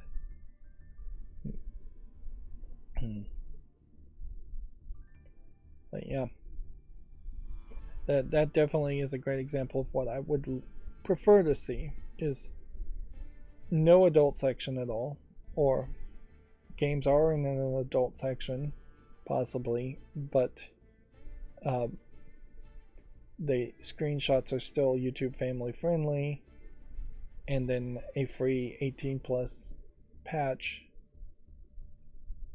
Ideally, you also would want over here ESBRB ratings or age ratings that are given by the developer and listed, so you could filter by age ratings, because there isn't a possibility that you would want to adjust your profile to only see 18 for teen or 8 years old plus or 10 years old plus, or below 8 years old, E for everyone type times. Let's see, January 25th, David Slade, Mystery Case Files, virtual reality game.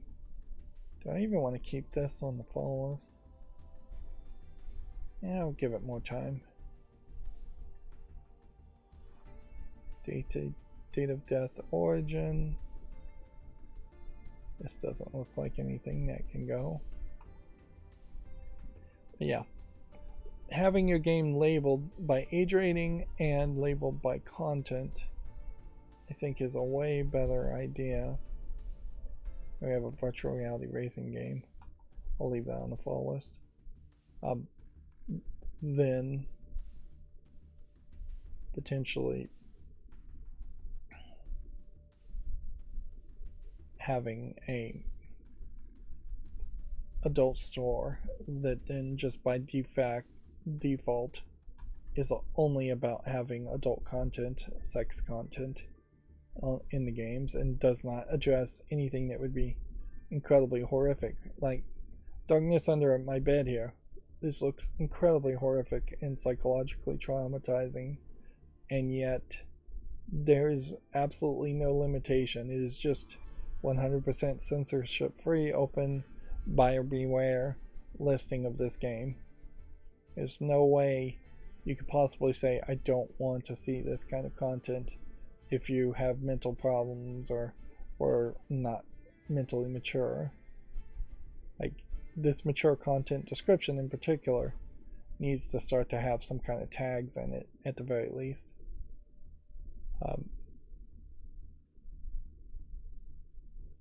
Alright, overall though, that will go to the wish list. Dark Traveler, March 16th. And then Dark Threads,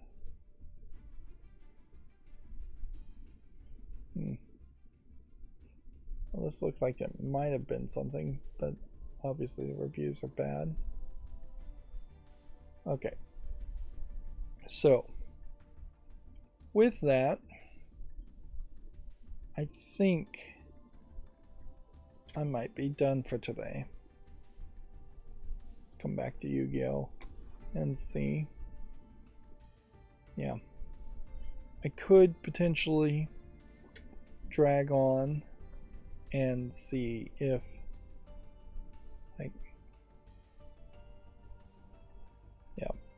I could drag on and go through my Twitter feed and see if any new news happens, but that's not something I want to do anymore. So that's just going to be it for this stream. As always, I ask you to like, share, subscribe, comment, and watch every second of my videos. If you want to friend or follow me on any social media sites, there's a bunch of links down below. And if you want to support me further, there's a link to Patreon, or you can friend me on Steam and get me a game off my wishlist. Thank you for watching. Have a good evening.